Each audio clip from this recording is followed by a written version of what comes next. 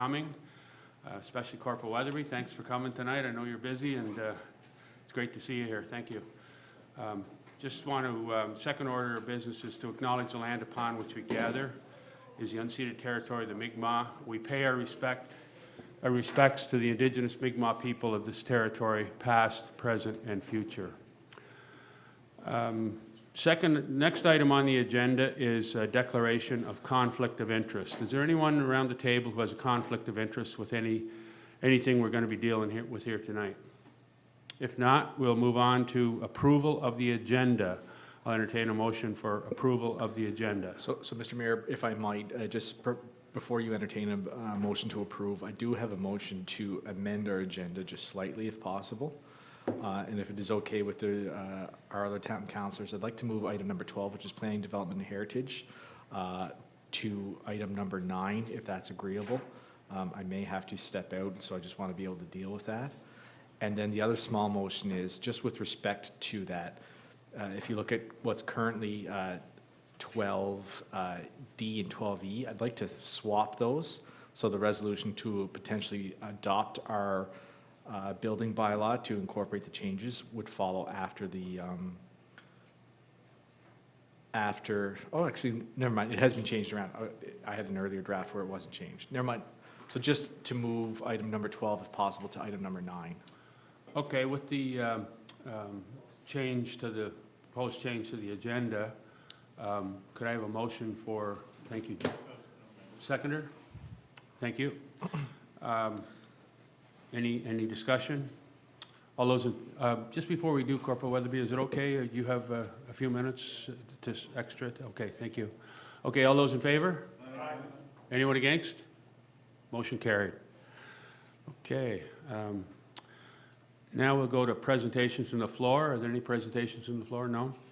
And Mayor's report, I had 2 items. I went to Shape Stratford meeting, I guess sort of a wind-up meeting on the 14th or 12th, I believe it was. And also there was an interview with Saltwire on the Friday, the 12th, no, or the 11th or something like that. Anyway, those are my only 2 items, and I was away from the 14th until just this past Monday. So I guess I was really indebted to Deputy Mayor Steve Gallant for all the work he did during my absence. So if there's anything, Deputy Mayor, that you'd like to report on? There's really, I attended the FCM PEI meeting. It was a great meeting, of course, with Jill and Councillor Chandler, and there's 2 of us, wasn't it? And Jody, yeah, Jody, I forgot, yeah. And then the Easter seal there with over in Stratford. What date? You don't remember the day of that, Jill? That was the 25th. 25th of April at the opportunity to attend Stratford Elementary School, and with the Easter Seals campaign. It was nice. It was a great turnout, and the kids were very lively. It was pretty nice to see, and so that's a couple of things I did, but other than that, it was a quiet month. Yep. Thank you. I just realized that I did skip over the minutes of our item number 4, regular Okay. monthly meeting, regular council. Are there any changes or omissions to those items, to those minutes? Entertain a motion for acceptance of those minutes. I'd move. Yep. Second. Thank you. All those in favor? Aye. Anyone Against? Motion carried. Any business arising from the minutes that we're not going to be covering here tonight? If not, we'll move to, and I thank you for your report, Deputy Mayor, on and all the work you did during my absence, so thanks. Chief Administrative Officer report. I'll ask Chief Administrative Officer Jeremy Crosby to give his report.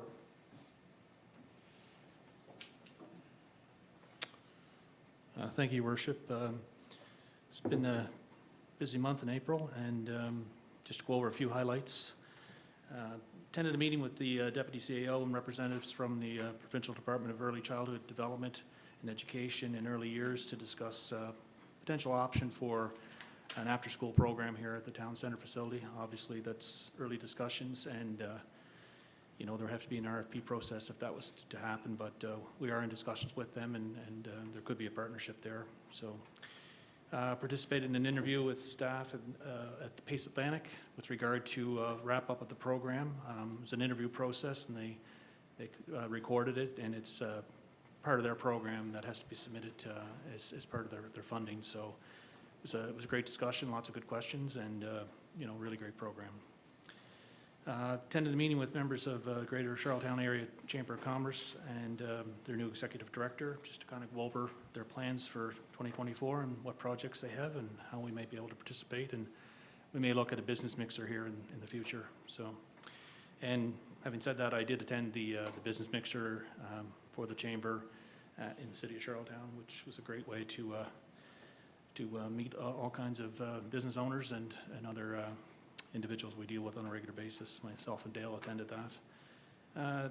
Attended a meeting with representatives of ACOA to discuss funding opportunities for the community campus and potential for funding opportunities for the waterfront development. Really good discussions. I think there's a potential for funding for the waterfront, but there'd have to be further discussions on the community campus project. And we attended a group session with regard to our insurance, and our consultant, Hugh Payton, did do some negotiating with our insurance provider, and we do have a really good package compared it to a lot of different other providers, and he always gets us a good deal. So attended the meeting with the executive director of Chances to talk about their expansion, and I think we are going to be able to help them out there with a lease agreement and allow them to expand. So very important with the amount of childcare that's needed here in the community. And finally, I attended the 67th Annual Federation of PEI Municipalities meeting. A lot of good discussions that day and presentations. Revenue sharing was definitely brought up and discussed. No commitments, but we're still in negotiations. But both representatives from the province have been former councillors on city councils or town councils, and they both recognize that there has to be some deal that's made here in the future for municipalities. So I'm willing to answer any questions. Any questions for CAO? All right, Thanks very much. Appreciate it. Okay, we'll now move to item number 9, which is now Planning, Development, and Heritage. Ask the chair of that committee, Councillor Jeff McDonald, to give his report. Thank you, Mr. Mayor. We were able to meet last week. I do appreciate the members of planning coming in on an evening to accommodate my schedule, so that was certainly appreciated. As always, a good meeting with some excellent discussions. And out of that meeting, we have a number of resolutions for your consideration tonight. Before I get to the resolutions, I will note our monthly building permit and type summary that are there in your package. The highlight is that year over year, we are up $1.1 million in development value in the town. Always great to see. What's really great to see is when, especially you look at the year-to-date development value from January the 1st, 2024 to April 30th, it's an incredibly healthy mix of development across single-family, multi-family unit dwellings, accessory structures, and commercial.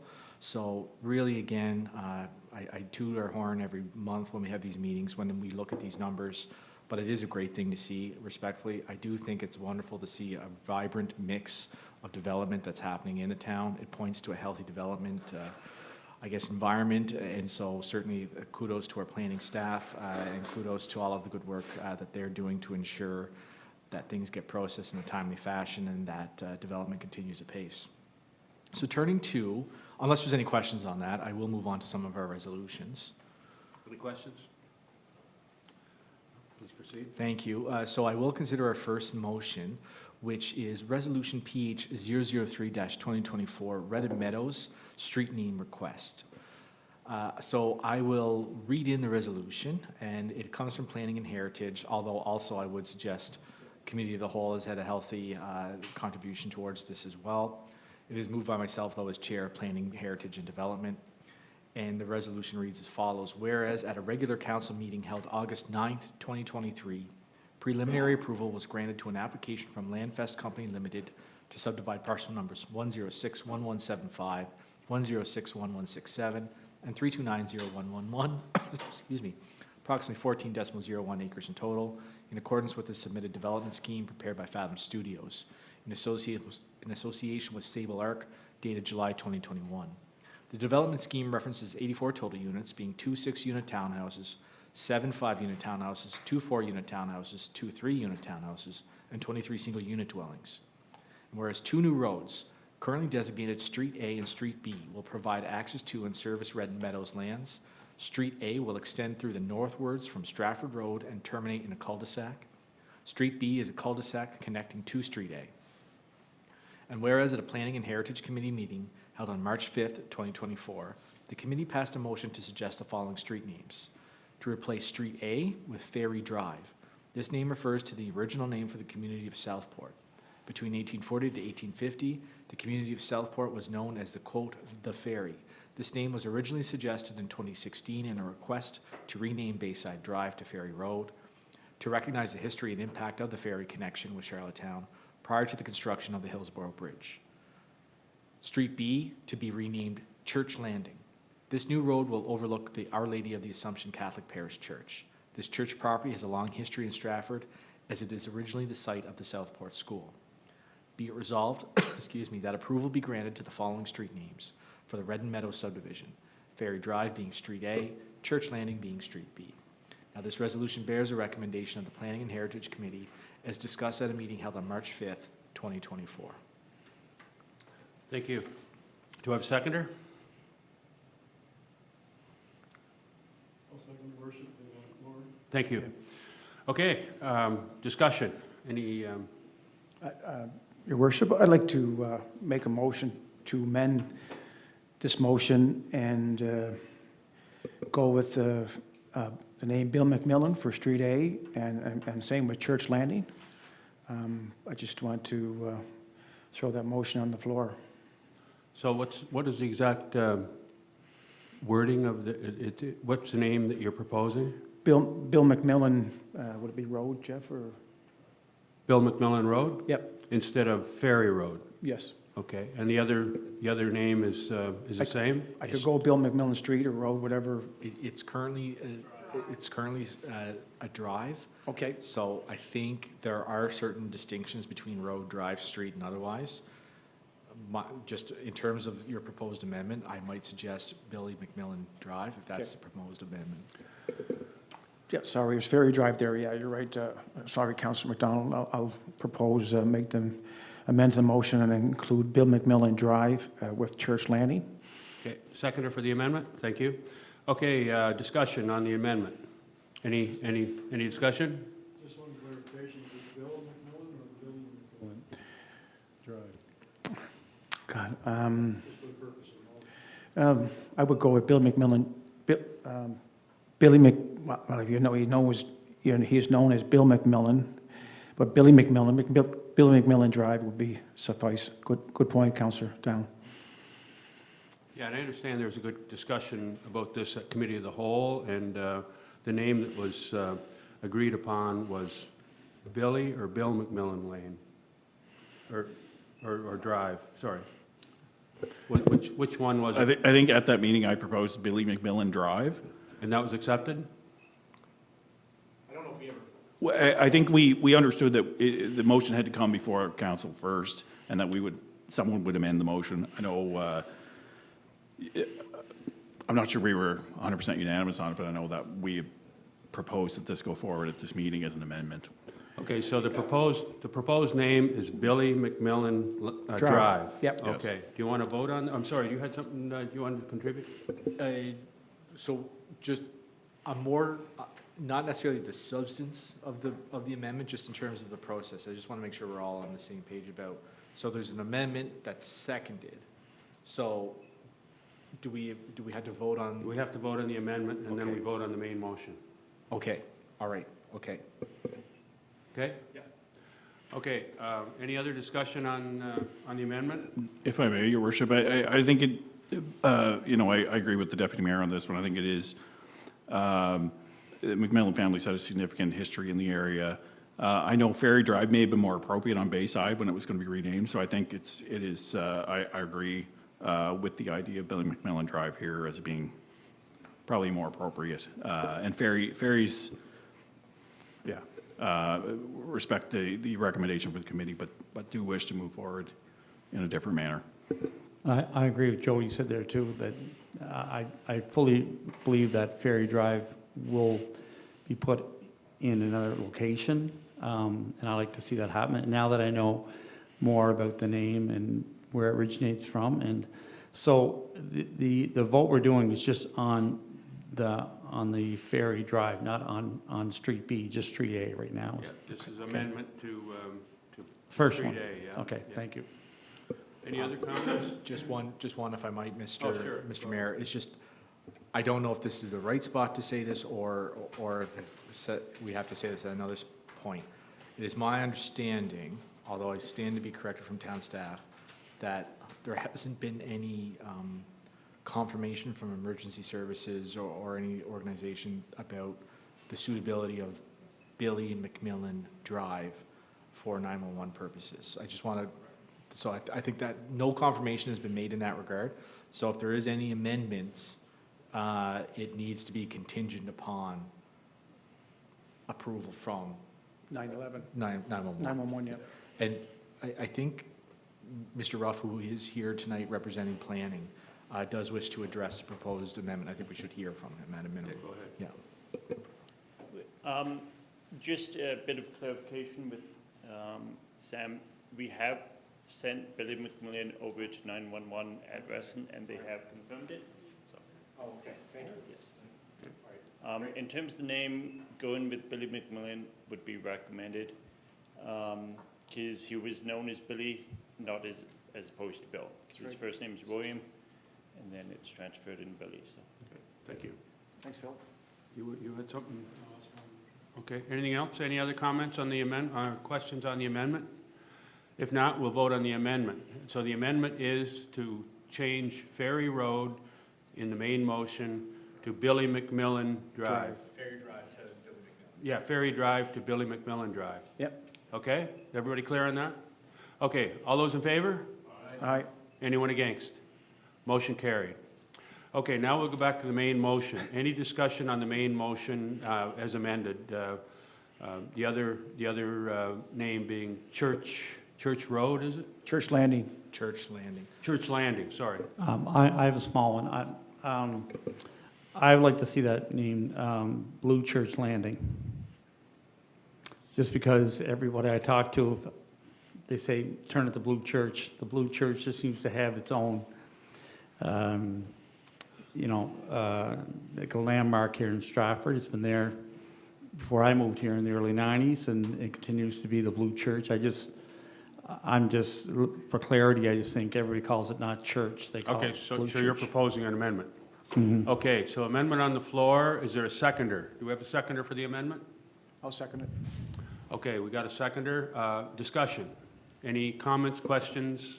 I think just my comment as it relates to the amended change to Billy McMillan would stand for Blue Church Landing. I don't know if that's been discussed with emergency responders, 911 or anything like that. No.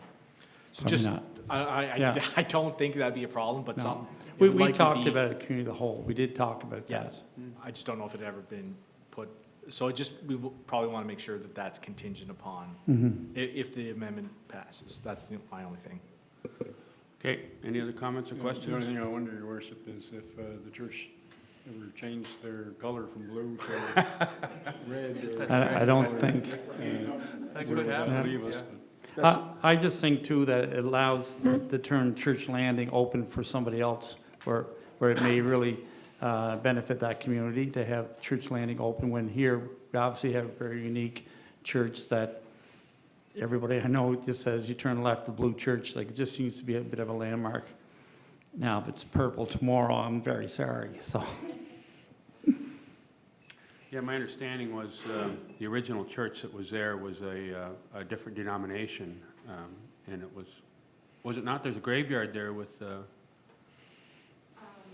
says, Perhaps, this is perhaps at one point it was, but as a child growing up, that was a Catholic church. yeah, It yeah. wasn't No, I'm talking way back in early like the days. 1800s? Yeah, yeah. But yeah, the church was not blue. It was not always blue, and it was It was a yellow church, yeah, that's right, yeah. It was a smaller church. Yeah, yeah, it was yellow, Yeah. or That's sort before of this light was colored built. anyway, that's what I remember. It was yellowy, peachy. Yeah. Anyway, Yeah. All I know is the church right now is in battles to try to get money to fix the roof. I don't think change the siding is anywhere in the near future for that place. They're trying to get okay, a lot of money for the roof. that's a different issue. We'll go back to the amendment. Is there any other comments or questions on the amendment to change the name from Church Landing to Blue Church Landing? If not, we'll vote on the amended motion, an amendment to the motion. All those in favor of changing Church Landing to Blue Church Landing, please so indicate. All those in favor? 1, 2, Aye. 3, 4. 4. Okay. All those against? Nay. Okay. And simply Councillor Cox, because I am concerned, as Councillor Dowling, is if the number does change. So 4-2, the motion is carried. Motion's carried. Okay, And that's thank you. contingent on 911 approval. If not, we'll have to bring it back to the floor. That's a good point, Ronnie. Okay? Okay. Oh, shoot, I lost my agenda here, just a sec. Oh, here we go. Okay. Yeah, so the main motion, back to the main motion. We'll now vote on the main motion being Billy McMillan Drive and Blue Church Landing are the names that are proposed. So it's moved and seconded. We had any more discussion? The only thing I will say is, from a process perspective, this is, excuse me, comes from our discussion at Community of the Whole, is that this resolution will no longer bear the recommendation of Planning and Heritage. Now, with Yeah, those, and that's and really important. just I to think note that. I really respect the work of committees and all the time they spend looking at issues such as this. And with all due respect, though, we are respecting our policy in the sense that council has the discretion to rule and to make final decision with regard to naming.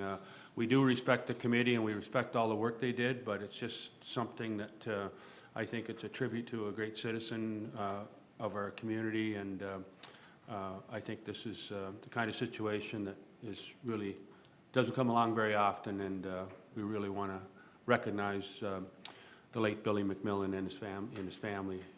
So all the contributions, not only as a hockey player, but as a community person, and the family being in the original farm, I guess where Fox Meadow was Billy McMillan's farm, the McMillan farm, yeah. Very close to his area. Yeah, so, And he yeah. worked at Camp Kenchef with kids. He was the leader of the kids at Camp Kenchef, like Islander of the Year. Yeah. You know, all those accolades. So. Okay, with that, we'll call for unless there's further discussion, we'll call for a motion, or we'll call for a vote on the motion. All those in favor? All right. All right. Anyone against?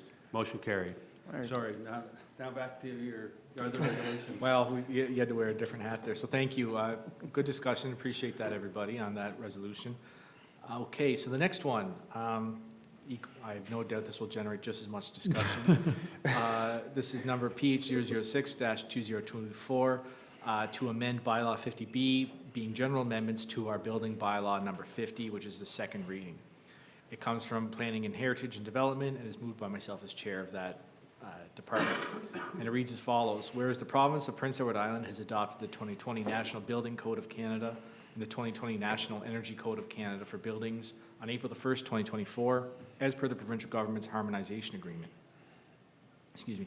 And whereas section 5.2 of the building bylaw, being our bylaw number 50, requires the town of Stratford to adopt the 2020 National Building Code of Canada and the 2020 National Energy Code of Canada for buildings in conjunction with the province of Prince Edward Island as to not conflict with the more stringent provisions. Be it resolved that bylaw number 50B, a bylaw to amend the building bylaw number 50, be hereby read and approved a second time. This resolution does bear the recommendation of Planning, Development, and Heritage as discussed at a meeting held on April 2nd, 2024. Okay, do I have a seconder? Thank you. Any discussion? I will note that Sam is here, and Phil as well, in case there are any substantive discussions. about any of the changes towards the building bylaw as it exists, or the 2020 building code or the energy code. Thank you. My understanding is that the building code, if we didn't make this change, it wouldn't be in compliance with the provincial building code. That's correct. We would have an incompatible set of standards between our municipality and the province, and that would probably cause a lot of problems for a lot of people as far as insurance goes, as far as construction standards goes, and as far as cost goes. So we're really moving, as far as I understand, Mr. Mayor, towards harmonizing the building code so that there aren't any gaps in compliance, so to speak. Thank you. All right, any other comments or questions? Quickly, Your Worship, and I think that harmonization is good for development across the province. It doesn't allow for different standards within different regions of the island. So we'd be on par with rural areas with other municipalities. But just one quick question.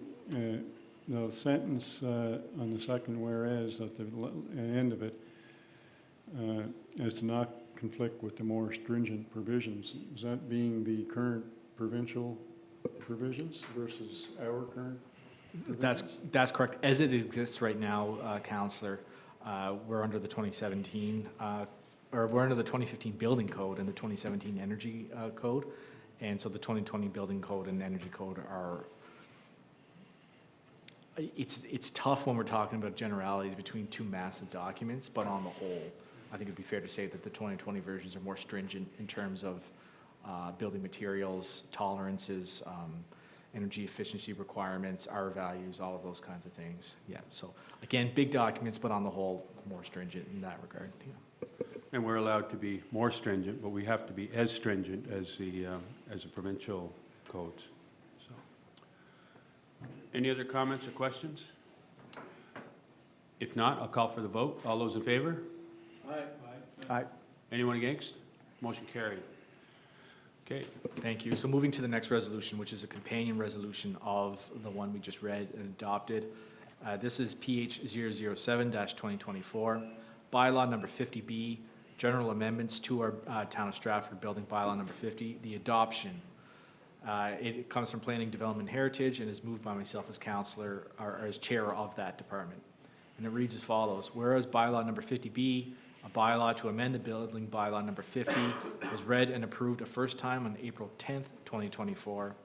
And whereas bylaw number 50B, a bylaw to amend the building bylaw number 50, was read and approved a second time on May 8th, 2024. And be it resolved that bylaw number 50B, a bylaw to amend the building bylaw number 50, be hereby adopted, and that the mayor and chief administrative officer be authorized to affix their signatures and the corporate seal of the town thereto, and to be formally declared the said bylaw passed. And this recommendation, or this resolution, bears the recommendation of the Planning, Development, and Heritage Committee as discussed at a meeting held on April 2nd, 2024. Okay, thank you. Seconder? A second. Oh, thank you. Yeah. Okay, any further discussion? Okay, call for the vote. All those in favor? Aye. Anyone against? Motion carried. Thank you. And do want to thank and recognize Sam for their efforts on all of the work getting up to speed on being our building inspector.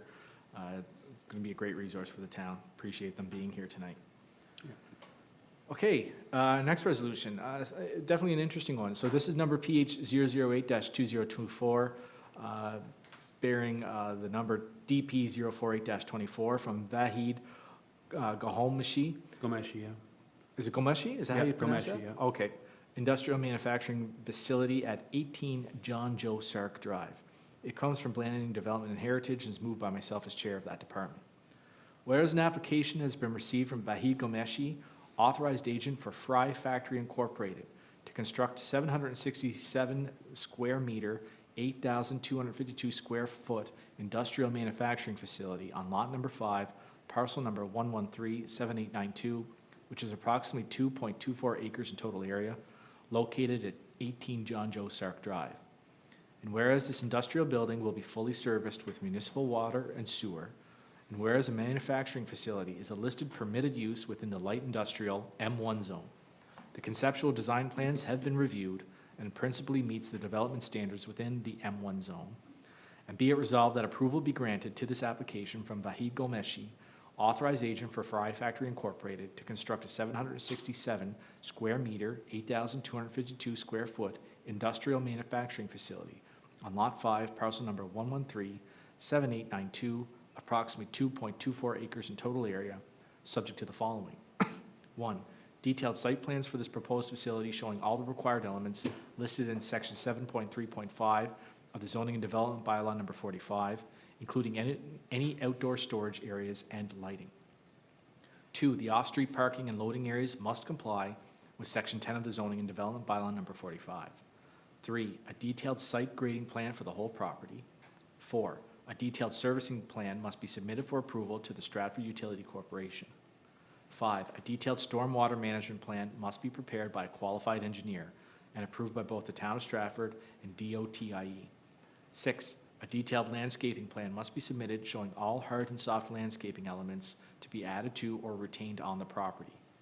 7. A detailed erosion and sedimentation plan must be prepared showing how erosion and sedimentation will be controlled and contained during construction approved by both the town and DOTIE. 8. An entrance and highway access application. 9. All other relevant provisions of the Town of Stratford Zoning and Development Bylaw number 45 are met. 10. This development permit will not be issued by the town until John Joe Sark Drive is deemed a public road, the lot has been subdivided and acquired from the town by Fry Factory Incorporated. This resolution does bear the recommendation of the Planning and Heritage Committee as discussed at a meeting held on April 30th, 2024. Okay. Seconder? Thank you. Okay, discussion. So Mr. Ruff is here from planning. I might call on him to explain some of the overview of what the developer is looking to do. And if it's either Mr. Ruff or Mr. Crosby can speak to the current ownership status of the area in question and what that might look like. Thank you. Yeah. So what the proposal is to do a manufacturing facility on there. So the company in particular is French fry. They manufacture French fry cutter machines. They're currently based out of Charlottetown, and they're planning to relocate down to the town here and actually acquire their own property. Currently, they're renting the facility up in the city. So can you go to the site plan? So where this is actually at the bottom end of the community campus property. So it's one of 5 industrial zoned lots that is part of that subdivision. So they're planning to acquire it's lot. Could we, yeah, Jade, if we could go to the, before The survey plan? Showing the survey? Yeah. Survey plan.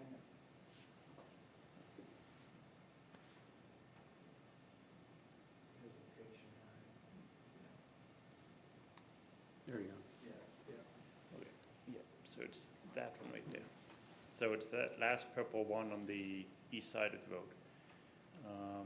So currently those 5 lots are currently owned by the town, and they're in the process of being subdivided, which cannot be completed until the road is deemed public before. And then at this point we have an agreement, well, not written agreement, but an understanding that they will be looking at acquiring that from the town. We've had discussions with them on that.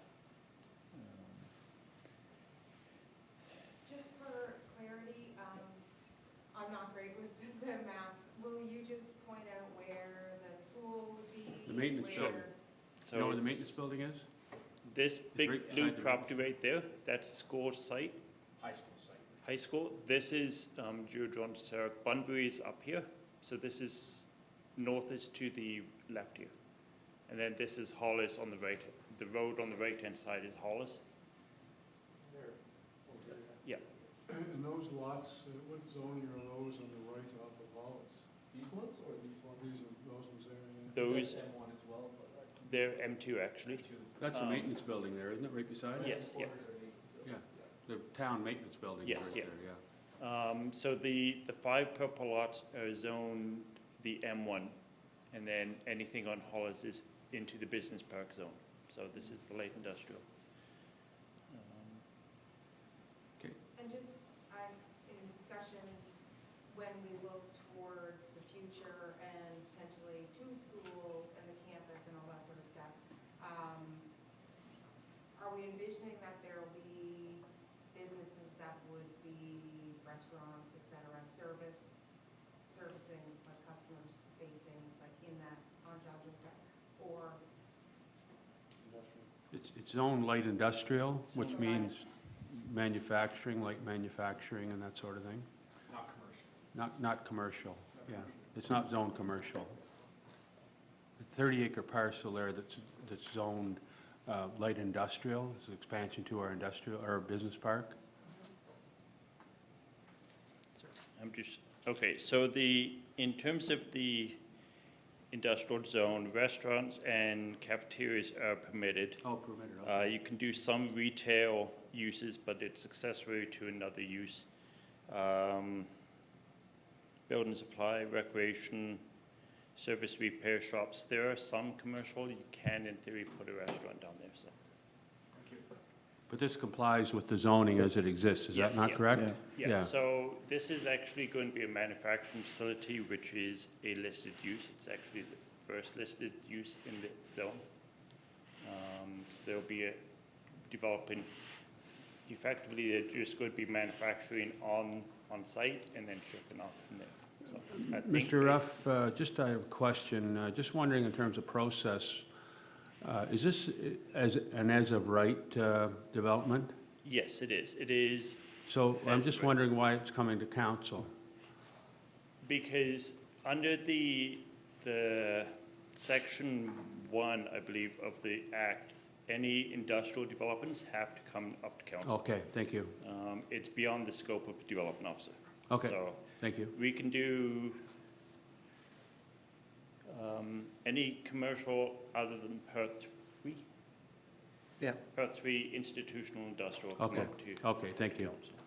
That's good. The only concern I had there, I was talking to CEO earlier, I saw making French fries, but it's a manufacturing Yes, yeah, it's manufacturing only. equipment, because if you drive in the island, you go by Cavendish Farms, all you do is smell French fries, right? No, they're just making And- equipment to make it. Yeah, Yeah. I was just thinking, or the cannabis plant, you smell cannabis, right? But I was just thinking, that if it was, then with the whole campus, you know what I mean? The smell, but this is It's not, manufacturing, no. yeah. I've driven by their current facility and you don't smell anything coming off of it, so.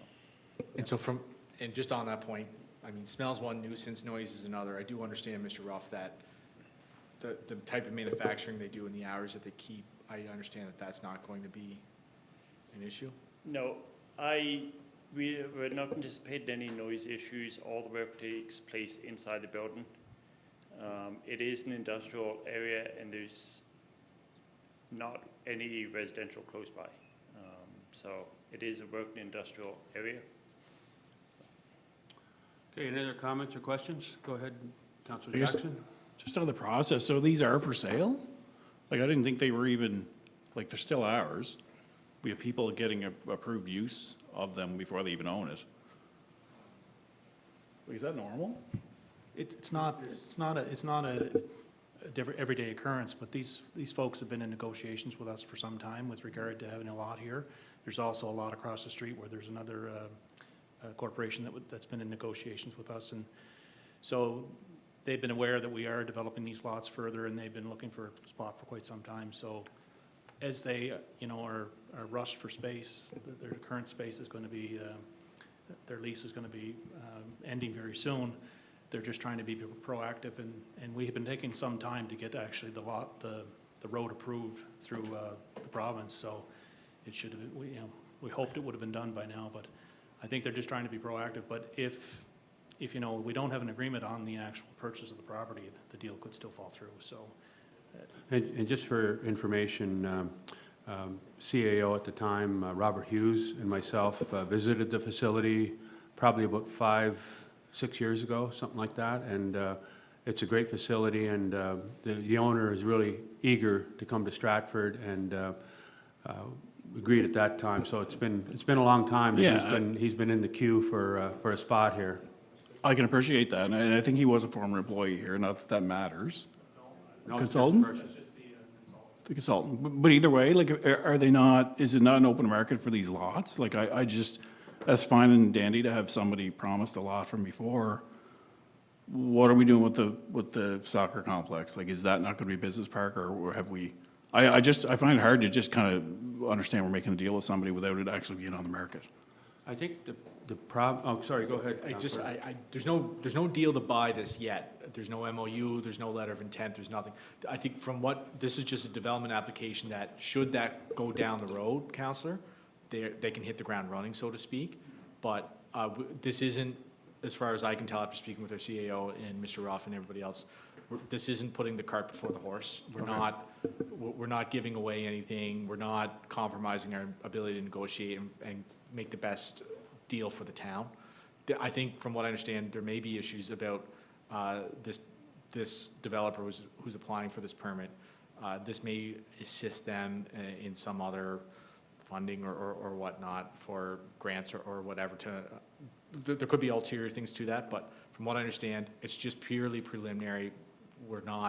There's no formal steps taken to realize on this purchase. I mean, it's not even subdivided yet, as you can see. So you're right on, and I think that's absolutely what I expected was going to be our number one issue, is that just making sure that we're not compromising our position to effectively deal with this land.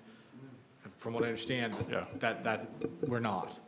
For that reason, I understand, I will vote for this. But you're right to ask the question. Just for a little further clarification, the original business park lots, at first, they were first come, first serve, and they took a long time to sell, and eventually we did get a real estate agent involved, and then the market did pick up, and they sold quite quickly after that. But again, as the mayor indicated, they've been in negotiations with us for several years, so I think they're just trying to be proactive, as Councillor McDonald indicated. And just from an optics or an understanding perspective, in the resolution itself, and be it resolved, number 10, the last point in condition is that the actual land will be acquired by the factory. So I would think that would be a good place to lead with, that that's the first requirement that's met.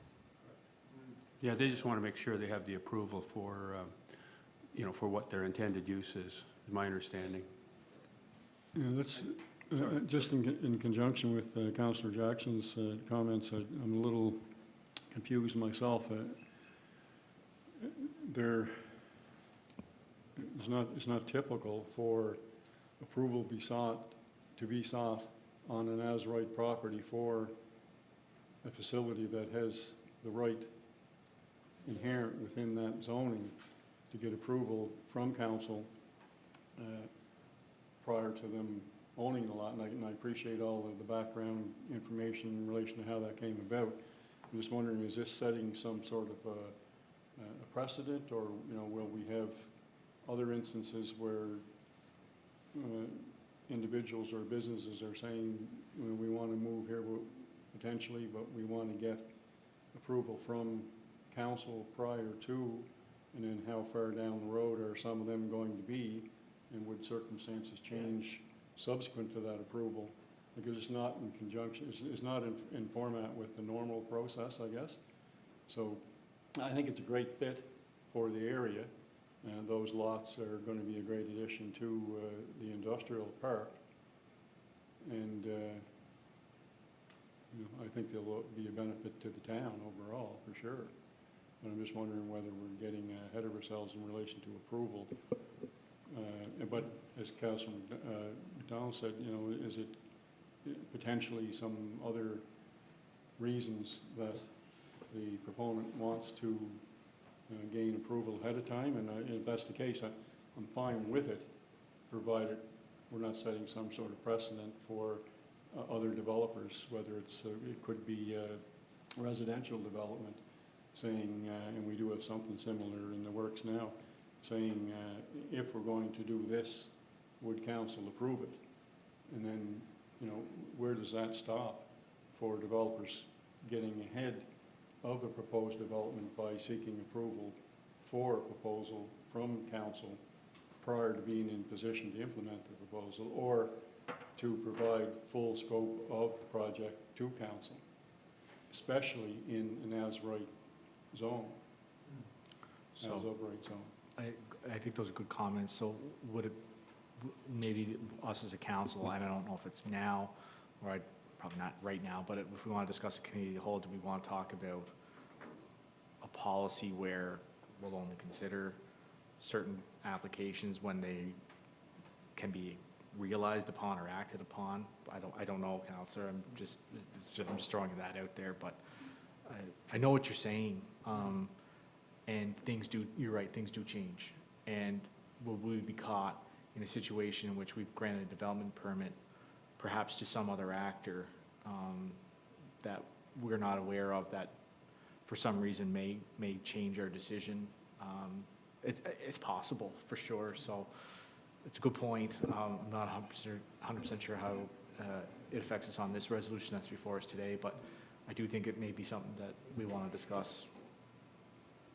I don't know how prevalent it is. It's the first one I've seen here on council, but yeah. Yeah, and I guess all I was saying is it's not questioning the validity or the value of what the business would be to the town. It's just that if there were 20 people lined up for that lot, which there may be now, who knows, and we've already granted conditional approval to someone, are they not ahead of every other person that could possibly be in line for that? Like, I bring it back when you bought the property, and we'll deal with it on the merits there. I mean, I understand there's probably some feelings on this, but if a residential developer came to the town and said, I want to know exactly what I can do on that property, like, we've turned down properties here in this council where it was like, had they have known we were going to turn that down, they never would have bought the property. So why are we putting it ahead? I'm really uncomfortable with the process, not with the business or the principles or anything like that. Just come back when you bought it, once we've advertised it, and just because we didn't sell any for a long time doesn't mean that we won't be bombarded with offers now. So we're handcuffing ourselves. And anyway, I would hope that everyone else would understand where we're coming from on that. I think I understand completely. I don't know if we're handcuffing ourselves because we're not, but in fairness, and I think, say word gets out that we do this, does that put a chilling effect on potential bidders for that lot? I don't know, right? And Mr. Crosby's here, so maybe I'll hear from him. I think our planner will be able to give you some more clarification of why this is coming to council when it is as of right. It's due to the part 3 of the code. So, but we're not committing to anything, and I think clause 10 is telling you that there's still, if there's no agreement with regard to the purchase of the lot, then this is all null and void. We don't have a formal agreement with them, but we, as the mayor have indicated, we've been in negotiations with these folks. Well, I mean, there's nobody else lining up to do it, and there is another lot across the street where there's already been some commitments made through email, and there is an email chain with regard to that. So I think we are negotiating on good faith. Now, if they don't purchase the lot, then again, this is all null and void afterwards. Okay, any other discussion? Any other comments? Okay. Well, we should, do we want to set I move into this, like, Jody has a good point, and Ronnie has a good point. I mean, do we stamp this approval tonight, or we wait, defer it?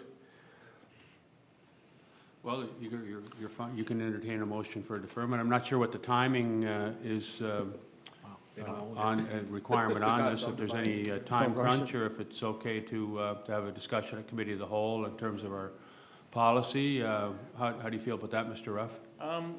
I don't think there's too much of a time constraint. I know the road itself is probably about 6 weeks away from being deemed complete. I think that's what direction I got from Carter upstairs. So it's about 6 weeks down, so in theory we could take it back to committee of the whole. I think what the applicant is looking for this time is just support from council for the use. And then they're going to go ahead and do all of the technical drawings and start spending the money to actually get those done. In terms of getting pre-approval, it's more common in residential developments. Let's say I'm going to buy, say, Councillor Jackson's property. I want to make sure I could get a semi-detached house on there. So I go to the municipality and say, hey, can I build a semi? And they say yes, and then I acquire the land from them.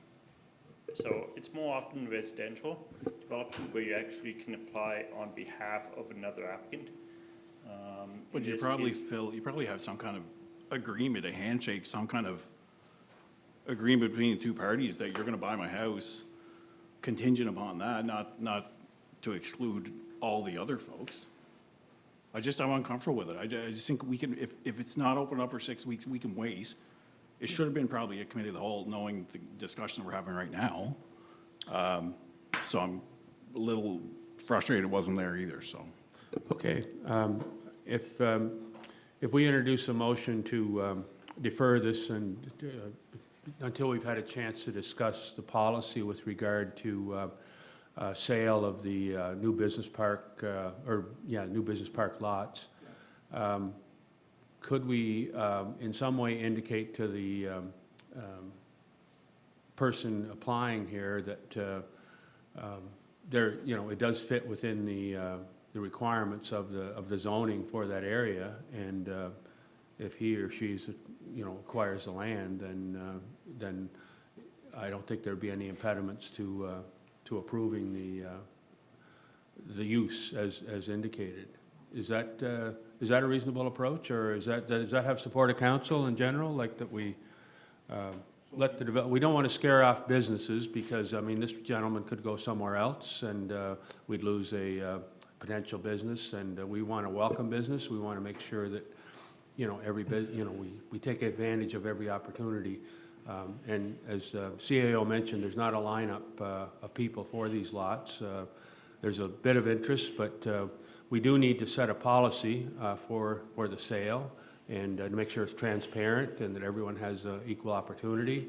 And we may want to have some kind of priority setting in terms of how soon, who's first in line, and who's come to the town first. To me, that's a legitimate, if they've had faith in the town for a long period of time and they want to come here, then that means something to me. So is it okay then if we approach that on that basis? I'd rather see that than have the motion defeated, and I'd rather defer it than see it defeated. Yeah, and I'm just going to reiterate the fact that, we didn't have a policy with regard to how the lots were sold in the business park prior. It was first come, first serve.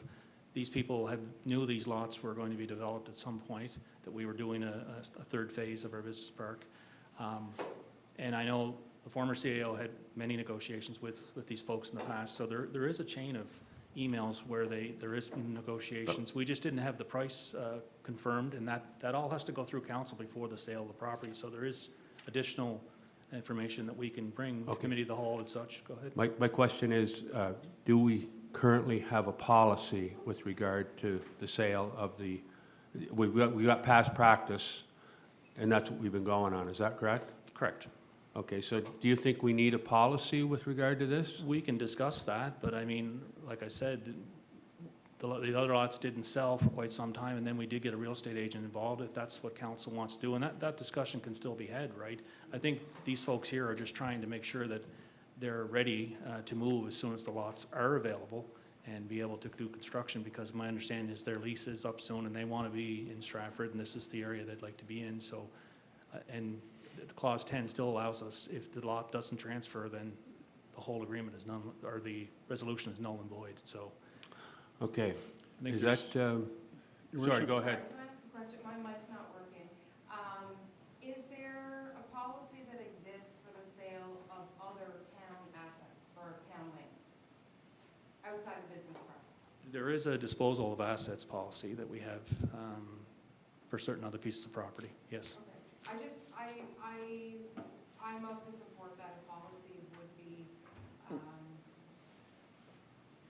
best practice, and that we can speculate as to who's ready to come to the table, et cetera, but there's a lot of assumptions, I think, being made, and the business park and the landscape, the development, the future of that area has changed so much that I don't even think we could reference interest from 5 years prior, et cetera. versus where we are now.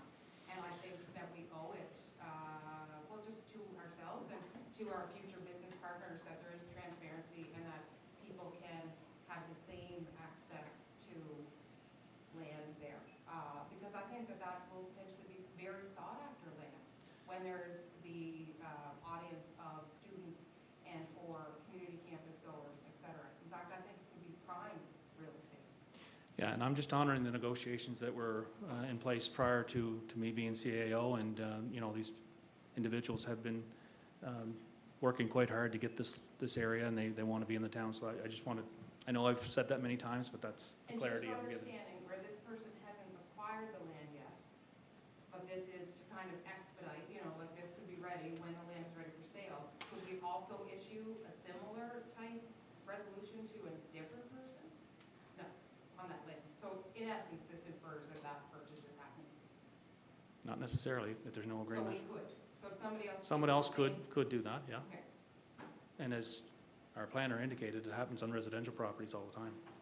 It's just for understanding. Thank you. Yeah, we just had a lot of first times in the last 18 months that we don't have experience with, and we have some negotiations that the former CAO made that we honor, and some that we, you know, we've changed our mind on. So I think if 5, 6 years later, or whatever it is from when the business park lots weren't selling, I think we owe it to ourselves to at least follow the process. It's not, there's nothing against this person or No, any of that stuff, but there's a process, and it should be open. And I agree with Councillor Chandler, like, just because they didn't sell before, this has been one of the most interesting developments in PEI that people talk about all the time. And if we don't do our diligence, at least follow our current process to give everyone, and I don't care if we sell it to this person and there's only 5 people, whatever, but at least follow our process like we have in other instances. Like, there's too many new things that we're introducing at a time here that, like, what's wrong with our current process on this? Okay, I think we've got. This is what we're supposed to talk about at committee level. Okay, let's, I would rather not see the main motion defeated. I'd rather see an amendment presented or proposed to defer it and give us an opportunity to discuss it at committee of the whole. I'll move to defer then. To amend the main motion to defer. To defer at this point in time, pending a more in-depth discussion at committee of the whole, I expect.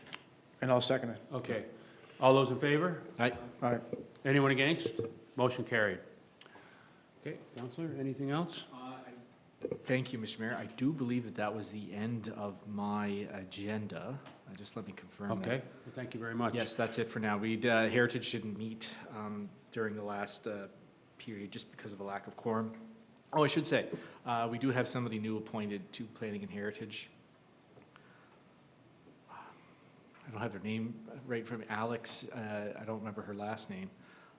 Very impressive person, though. It was amazing to see the number of people who came forward for that. So really do want to recognize her, and I'll make sure I get her full name here and put it into the record. Okay, thank you.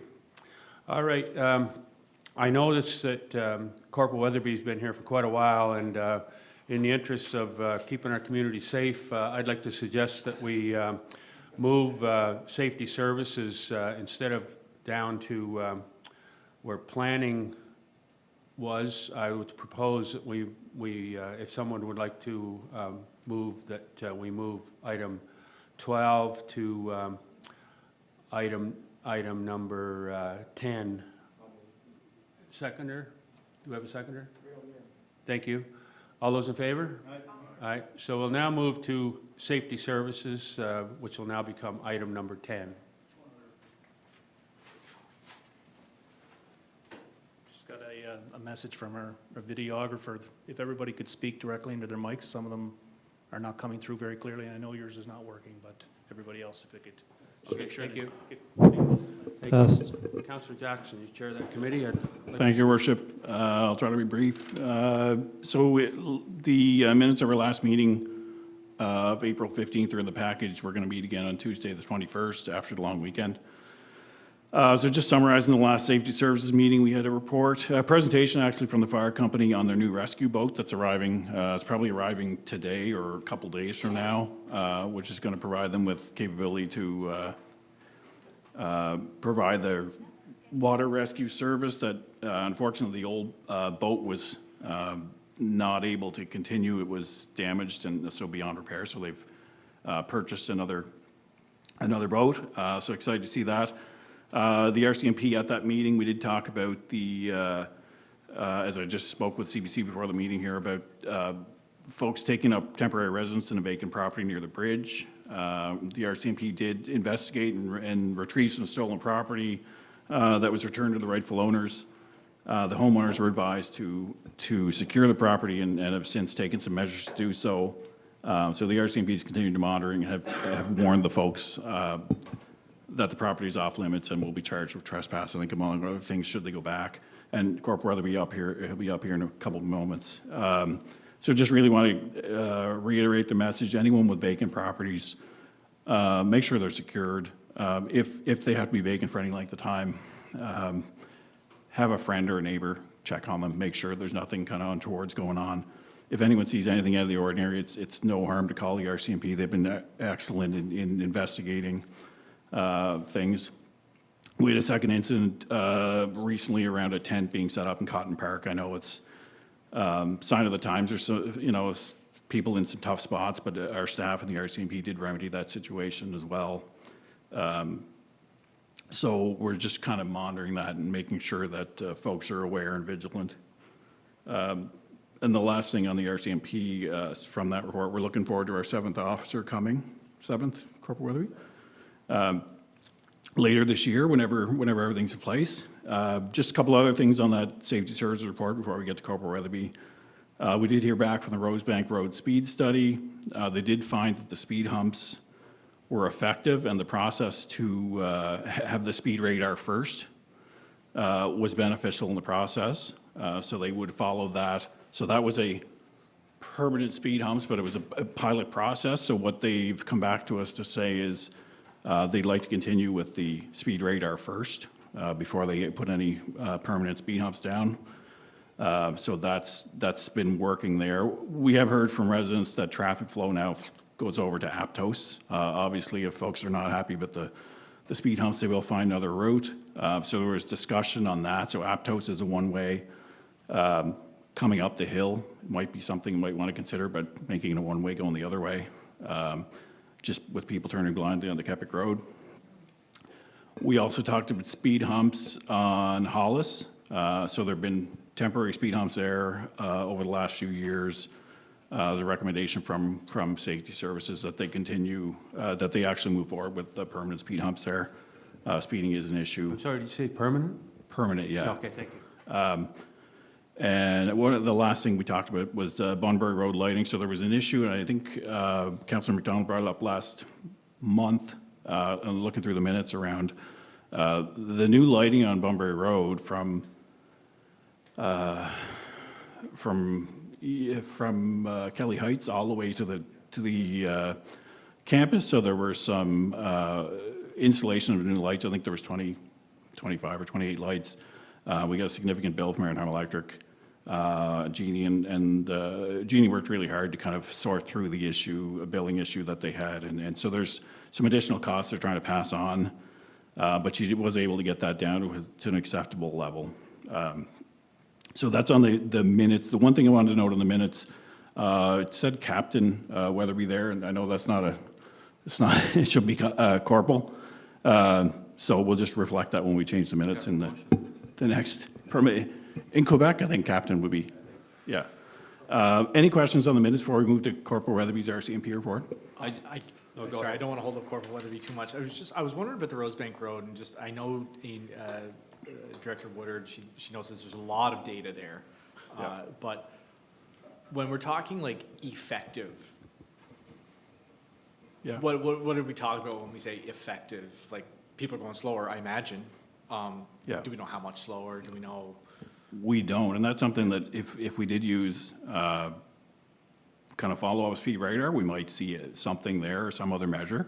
Okay. I know based on, I guess, anecdotal evidence that either the speeding issues have stopped or they've moved on to Aptos and through the other roads. So again, that's kind of one of the unintended consequences with these things. So hopefully for the folks on Rosebank who've been dealing with this for a long time, hopefully this and future measures will help.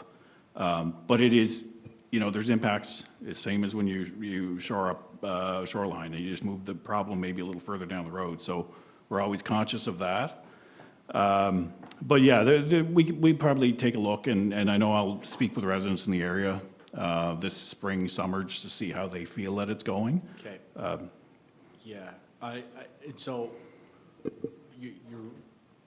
this was, definitely a concern of Councillor Chandler and I, back when these were being installed, about this notion of it being a pilot project. Were you aware from your meeting in safety services that these are going to still be there? Are they milling them up? Yes. Okay. Yeah, they're not they'll going still be anywhere. there. Okay. The one thing from the study that I didn't talk about in this was, it's one of those things that when we do ask, oftentimes they will say the speed should be higher. And that was the case in a few areas of that report, which we know is contrary to what everyone on the street would probably think. Again, that's the carefulness when you ask about speed radar data. I know that Councillor Cox had asked for it, and I know there's significant issues in your area, but that is something that sometimes they will say the speed it should be higher, and it's contrary to what everyone thinks, but it is in the report. So I think they are, I mean, should there ever be a reason to grind them off, they would, if it was dangerous for a fire, any of that stuff, but the plan is to keep them there as is now. Okay. In regards to your minutes, and Jean, you referred to the enclosed report stating that included a lot of data. Is that report available for us to look at? I believe so. I will check into that. Yeah, the report's not closed here. I wasn't sure if that was material that we could look at. And then the second question is, and I've always been very confused in regards to the data being collected from speed radar. Is the speed radar still there in tandem, in partnership with the speed humps? No. Rosebank I don't believe so. I think that comes out.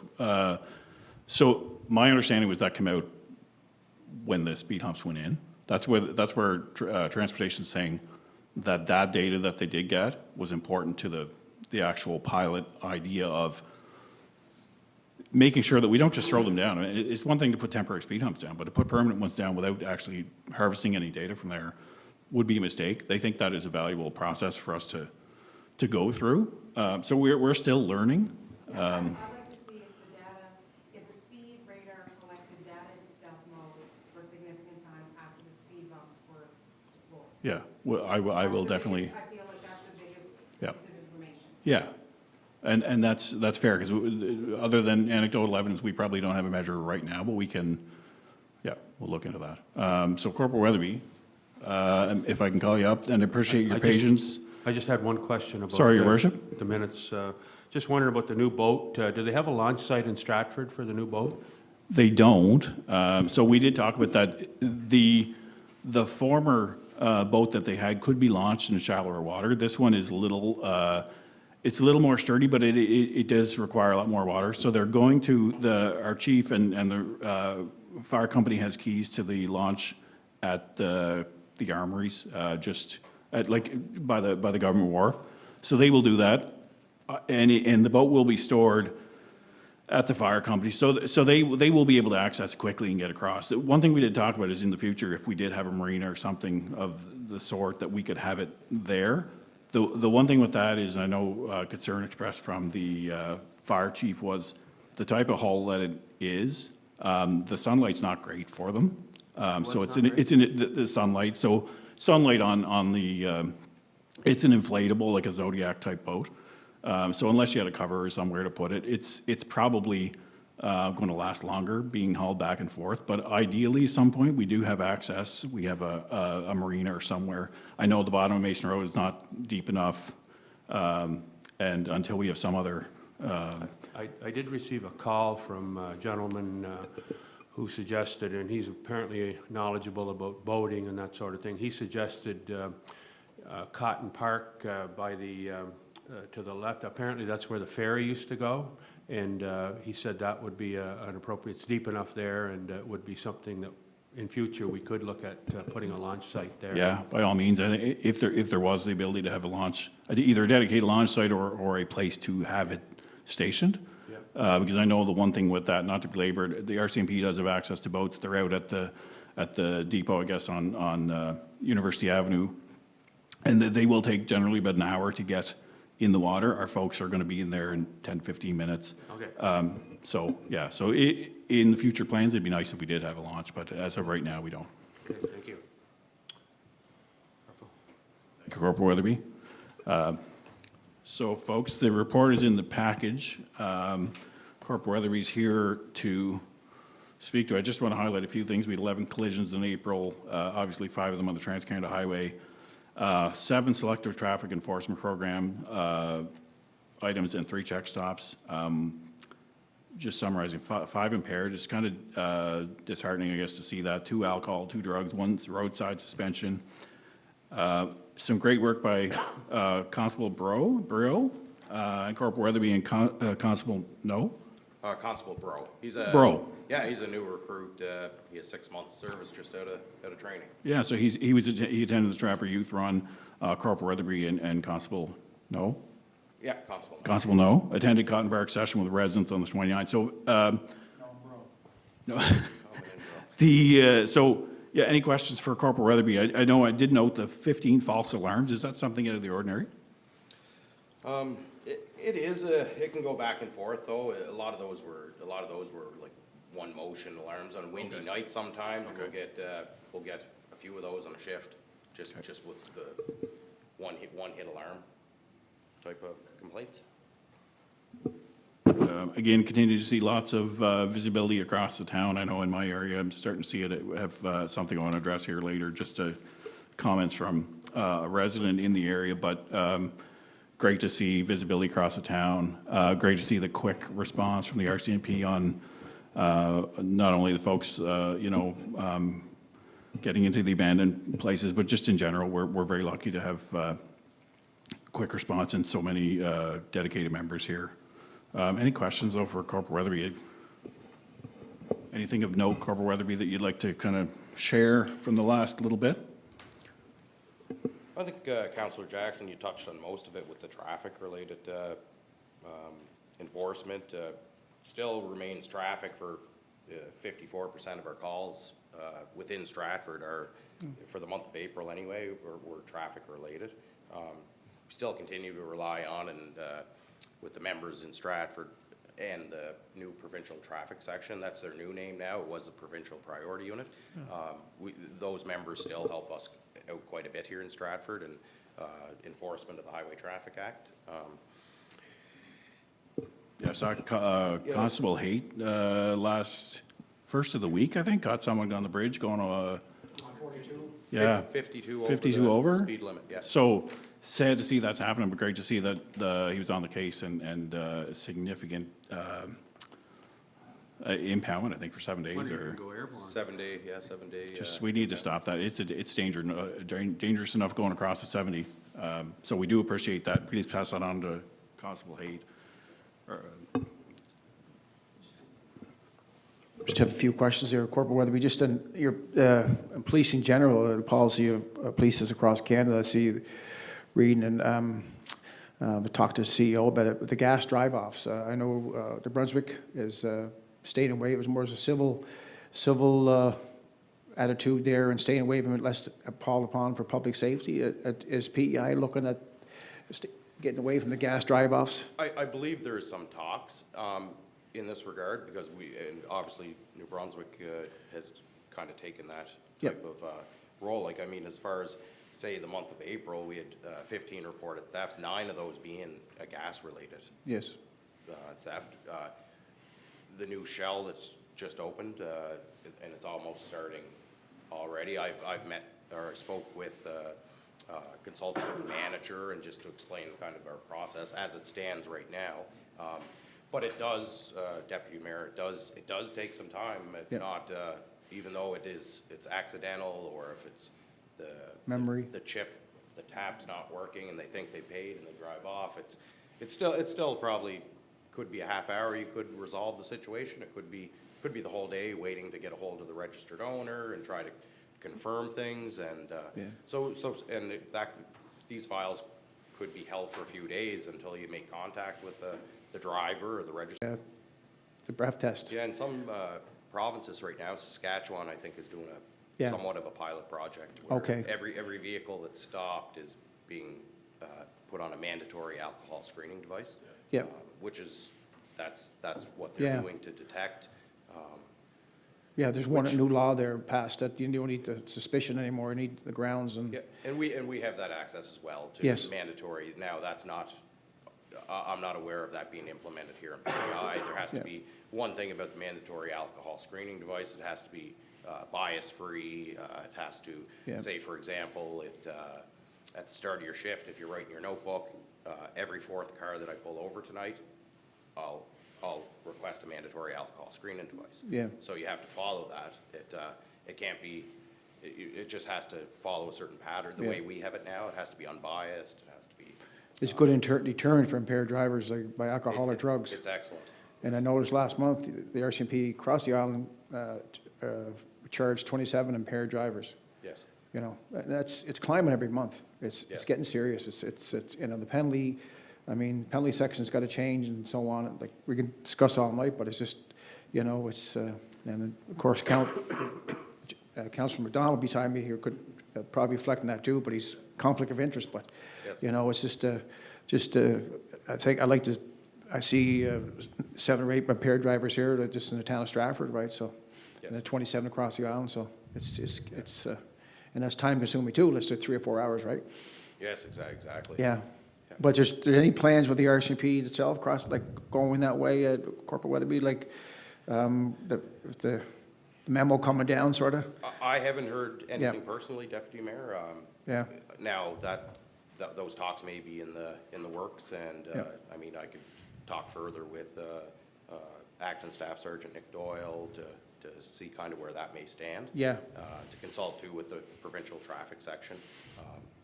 Yeah. Their type of unit would be one that would lead that type of initiative or whatnot, but Exactly. I can definitely try to find out more on that. and I guess we have 2 more E-Watch in Georgetown Road and on the corner there, and one at Jubilee. Yeah, and I think one of them, I was going to ask Corporal Weatherby on Okay. that one. The one that's at, the one that's by the Petrocan, I don't know, is that, do you know, I don't know if you've seen it lately, but is it pointed more at the Petrocan now that the Shell's open? Is it something that will cover both? I know. I believe it's covering both. Okay. It's encompassing the whole, that whole area. intersection. Okay. I mean, I could contact on my next shift just No, to that's- clarify, because maybe they then- can move the camera angles and whatnot as well, but. Just wonder if that was, yeah, no worries. If it's good, maybe just the next time someone sees it, they can just confirm that. But no, it seems to be working good, and we'll eventually get out here to the business community with the pitch again on E-Watch, and we're thankful for how it's going so far. Yeah. It's been a great tool, I think. Yeah, did you have to use a towel, Corporal, for the intersection there, Jubilee? It has been used for a Okay, good. traffic collision, Oh, good. that was month and a half ago. Yeah, okay. It was, It's great, yeah. Yeah. it was it's used. great. It's definitely it's an excellent tool to have. Yep. Great. Thank you. Anything else, Corporal Thank you. Weatherby? I just got a small point there. It's amazing on PEI, and Stratford also was part of that. You talk to people about gasoline thefts, and it's almost like people think, well, good for them. It's a big corporation, you know, they can afford it. They're making hundreds of millions of dollars. It's almost like a Robin Hood thing. But in reality, some of these trucks, it seems to be a lot of times the postings are big trucks. The people that are driving away. And some of these trucks is $200, $250 worth of gas. If I went to the liquor store, which I don't do very often, but I went to the liquor store and I walked out with $250 worth of alcohol, and the next time I walked in, I said, how you doing? I'm back again. Grabbed a big case of liquor. I'm pretty sure they would try to stop me or be calling the police right away about that. Like, it just seems like our service stations that really are kind of have their hands tied, and all the person has to say is, oh, I thought my card worked, whatever. When in reality, you watch these videos, a lot of these people have black hats on, black glasses on a cloudy day, you know, and gloves on. It's just like they've covered all the bases, you know, and they're fully intending to steal the gas. And it just, for me, I'd like to see the public change their sort of views on that, because it's a lot of us are struggling to put gas in our cars, but we have to struggle through this and struggle together. And the more people steal gas, the more the prices go up. It's like the same as at the Atlantic Superstore. I've talked to a manager about this, and he said they already regulate the prices at the start of the year because the Atlantic Superstore in Charlottetown is anywhere from $70,000 to $80,000 a year stolen in food, and that has to be put into the prices for the upcoming year. So that happens at gas stations also. So it's just something that's a little concerning. Yeah, and sorry, Councillor Cox, and that's a balance too. Like we know that the time for the RCMP members is precious, and Absolutely. it is, they are, it's serious, it's still Yes. serious, but again, being able to attend is, you No, know, absolutely, and the it's- public has to. it's a balance, yeah. Well, the public doing this causes the RCMP to have to deal with it. That's a major part of this also. So, and it's not fair for the RCMP to have to be tied up in something like this. So I think we have to be better stewards of our land here and better residents, make sure, not just Stratford, but all Prince Edward Island. Last thing I want to state is, have you found any changes on the bridge because of construction? Any people with road rage or anything like that happening because of what's happening on the road? Besides We're all guilty. Councillor Just McDonald. Councillor McDonald. Have you noticed anything at all as far as any reports of that or There anything? hasn't been anything out of the ordinary for the Hillsborough Bridge that I've seen over this Okay. last little while. Yeah. I can't even think of a circumstance where there was a road rage. Okay, I know, I believe 2 weeks ago, there was a minor little fender bender on the bridge. I think sometimes when that happens and there's no injuries, really no damage in that, it pretty well kind of shut down a whole lane. And we with the RCMP, we have to kind of fight our way through the morning traffic to kind of get to them, and then just kind of get them, if vehicles are drivable, we try to, just to keep the flow of traffic going, we'll try to get them to go over the bridge, over to Riverside Drive and pull into the Irving parking lot so we can do our business. Just so, because it really ties up traffic in the morning with that. But that was a couple of weeks ago. But to my knowledge, we haven't had any road rage incidents lately. that's good. And last thing I'll say, I noticed a lot of RCMP cars, a lot driving around and really actively a part of our communities, and I just want to commend you for that, and I think our patrol is second to none, and I think our community is really, I think, benefiting from a strong police force, so thank you for all your work. Agree, thank you. Thank you. I just had one question and a follow-up to Deputy Mayor's point. I'm just wondering, the total on those gas drive-offs, what percentage would you say are legitimate mistakes, and which ones are actual attempts at theft? Or what's the percentage, a ballpark? I would say 95% are unintentional, unfounded complaints. So Where really they- it's, Probably 90 to 95%. okay, Yeah. so really it's just a matter of identifying Yeah. the vehicle, and if you were to not to follow those up, would the service station owner or the company be able to do that identification, or could they get that information from the RCMP? Well, we don't provide the personal information directly to the businesses. We will try to, because ultimately we still have to investigate it as a theft until we can say otherwise, until we can say it's an unfounded incident. Based on watching some video, like Councillor Cox said, sometimes if they're wearing gloves and they have a plate on the vehicle that doesn't match it, or it's a stolen plate, obviously right away we know this is a theft we're dealing with.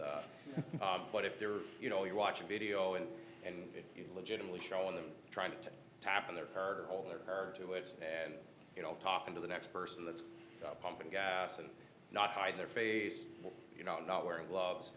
And no history on the person, because we'll do our police checks on the registered owner and on whatever information we have in front of us. If there's no type of negative police history or anything like that, we still have to reach out to this person and just to confirm. And most times, at least 9 out of 10, I'll be going right back down there now to pay for that. And we just then we will follow up with the business to say, yeah, we just spoke to the registered owner. We may say their first name to them. To say, yeah, they'll be coming down. They said they'll come down in an hour and pay. Okay, no, thank you. Yeah, but it just depends on the timing of how long it takes to actually get a hold of someone, though. Yeah, and you would be looking at, I'm sure in New Brunswick RCMP, they looked at the implications of, the savings versus the losses to the business owners, and they did that, and how much time, from the RCMP's perspective, that represents in terms of dollars and cents. Like, Yes, Your that's Worship. pretty substantial by the sound of it. And I Yeah. think I believe now a lot of the business in New Brunswick, it's prepay inside Yeah. or prepay Yeah, I Prior. think New Brunswick, Jeremy, or pre-authorized. we talked about it, New Brunswick's going prepay, right? It's on the agenda for provincial, like the legislate, like they're, Prepaid, I think, prepaid at certain hours, I think for sure. Okay. That's what I heard. yeah, Like within Okay. certain, like certain hours, like past a certain time up until a certain point in the morning, it'd be definitely prepaid Yeah. only. Then after that, it may be, okay, that's the last I heard. okay, good. It's going that way, so it's great. Okay, thank you. It's an example though, and you see it across all industry, that technology has actually been not as helpful as initially expected. And you see it in grocery stores. And gas stations have taken their own kind of flight in that they have the video footage and they use social media to kind of like capture whatever. But people are walking out with full carts of groceries every day. Like, theft is happening all around, and a lot of times it is because we're seeing automated tellers, like there's just not as much human oversight. So, Like, yeah. those two service stations now with Shell, they're being implemented in there, and Petro can't, there's probably 20 cameras in there, include D-Watch, so, like, it's overkill. Okay. Any other questions for Corporal Weatherby about any other subjects? If not, I really want to thank you, Corporal. Thanks for keeping our community safe and for everything you do. Thank you, Yeah, I Corporal just Weatherby. want to mention, Thanks, Captain. Captain. Stop it. Want to mention when Steve when I was acting as mayor, I called you a couple times and right back to me, it was great. But some of the problems we had, you looked after them pretty quick, and it's great. And it's great to have a person like yourself, a leader in the community, lives in the community, cares about the community and so on, and moving forward, and hopefully hiring another member. And it goes a long way that way. So thank you for your service. Thank you, Deputy Mayor. Thank you. Thank you, Corporal I Weatherby. support that. Yeah, thanks a lot. Thank you, Your Worship. So just moving on, the main side reports in our package, not too much on the go there, just a Sorry standard. for keeping you so long.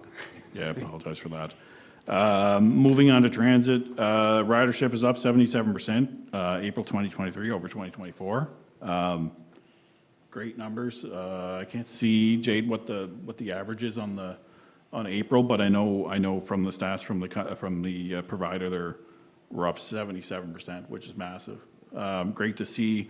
And year to date, we're also up 58% from this time last year. So continue seeing more adoption of transit with more offerings, and so which bodes well for the future for us. And as we get into looking at some on-demand and some other options, and so great news there. Last thing, fire company, so we had 15 calls in April. Again, so attendance at 4 MVAs, there were 5 fire alarms, a couple of structure fires, CO2 alarm, and 1 water rescue. So that kind of reinforces the importance of that new craft coming into the fire department's possession here in the next week or so. That one was found to be, no issue, but they still had to attend. Just one last thing before we move on, before I finish my report, did get some correspondence from a resident of Mount Herbert Road, which I did say I would mention here tonight, just around the speed and issues on that road, which I live on as well. So just kind of pointing out some things that we had a speed radar on there in 2021. And I actually remember the day someone actually hit it and ended up on somebody's lawn. And I'm not sure if anything came out of that data, but a lot more young families on our road now. I'm not speaking for myself, my son's 14, but so there's questions around the radar. There was a fatal accident. Someone actually had gone off the road in November 2022. One of the important points that this resident made was that Mount Herbert Road, right or wrong, is considered a connector road. So there was a request for speed humps, and we're a 60 zone going into an 80 zone at the town limits. So I know for fire and for first responders, we can't really do that. But she did point out, whether it's right or not, that Mount Herbert Road's the only collector road without a sidewalk. I know we did have the paved shoulders put in probably in 2018-19, which helps assist people getting down to the trail. trailhead down right at the sign. And there's a lot more folks using the trail now. But again, sorry, I'm getting feedback here. The paved shoulder just seemed to increase the speed on my road. So it's something that I know as we move forward, as we bring in water and all those things, I'd like to see, and I probably call on my council colleagues who had some issues in other areas of town to help me support other areas in the pursuit of trail active transportation. So, and one of the last things, just really around that speed limit. Often, like I said to Councillor Chandler and McDonald, when we ask for speed data, often it does say that the speed limit should be higher, and that's from transportation. So I know on Mount Herbert it's at 60. All the other kind of collector roads, I guess, are 50s. So some good points here. We're going to bring it up at Safety Services and just see if there's anything, you know, currently or in the future that we can do to help ease some of the issues there. Again, a lot of young families moving into the area. Same concerns that we have in other areas, pedestrian safety, speed. So I just want to kind of table that for now, and unless there's any questions, I'll move on from my report and give back the microphone. Thanks, Your Worship. Councillor, not a question, but I do think I think you're right insofar as to say that the long-term, I think, success of our pedestrian system in this town and municipality is going to have to be looking at active transportation, getting people off the roads, if that makes sense. So I think you're right, the data will show that speeds likely should increase in some areas, and then the focus needs to definitely then be to make sure we have ways to get pedestrians around in a safe fashion, and that usually is going to mean, I think, away from our roadways. Yeah, and understanding it's going to take time. If I can add one thing. Sure. Like for me, the Stratford Road should not go to 60 or 70. It's already at 60 or 70 if you did the average of what people travel. But you're looking at a road that just has a whole new pond that was dredged, and it was a $250,000 spent to bring that up to the standard it is now. A lot of people use that pond in the wintertime. Also, we have an awful lot of people walking and biking using Stratford Road. To me, to make that a 60 or 70 means that's going to be an 80 or 90 because people will travel 10 or 15 over whatever is posted. I think we have to be cautious. Some places, sure, we can increase the speed, but we also have to look at the reason that it was originally posted at the speed limit it is. Yeah. For me, I would be extreme opponent against seeing the speed limit go up on the Stratford Road, just because I know the volume of bikers and walkers and young families that use the Stratford Road on any given day. So. Yeah, and again, these are recommendations based on the data that they do get. I don't know any instance where it's actually gone up lately. I know one of the last times I was involved with anything with speed was out on the highway by Balderson's, and they did kind of gradually slow that down. And I mean, the town was built for a lot less folks, and there was a lot more open land. So we'll keep an eye on that. Again, based on standards, and you know, they say roads that are narrower. I think I'm probably misquoting something Jeannie would say, but as you widen the roads, the speed gets higher. So. Right. That's been the experience, I think, on Mount Herbert with the paved shoulders. It's been great to have a little bit extra room. You're not, you know, falling off the side in the ditch, but again, it just kind of begs higher speeds. So we'll continue to look all across the town, and again, similar to what, you know, we receive from the resident here, urge residents in all areas to continue to share any safety concerns they have. We'll bring them to Safety Services, and then we'll look at them and do what we can. Just a quick comment, Councillor Jackson, and I appreciate that the road speeds are set by the province. And I imagine it's been a while since essentially they've been studied and set at a specific rate. As infrastructure develops, those rates could change. And with the potential for implementation of a photo radar, it might be a good indicator for the province to do a review and wholesale review of all of our arterial roads and set a specific speed in preparation for that. but also to update it from a safety perspective, whether they should go up a bit or down a bit in certain areas. But I appreciate you have that front of mind. Thank you. Okay, any other comments or questions on Councillor Jackson's report? If not, thank you, Councillor. And we'll move on now to Recreation, Culture and Events. As the chair of that committee, Councillor Jill Chandler, to give her report. Okay, I'll try and speak loudly as my microphone is not working. Do you want us to go to another spot? I can switch spots. Switch boarding. can. Just switch. Sorry, Dave. I think the microphone itself, oh, There we Ted is green. Dead power. You want to go back over there? I don't wish to cause any. Thank you.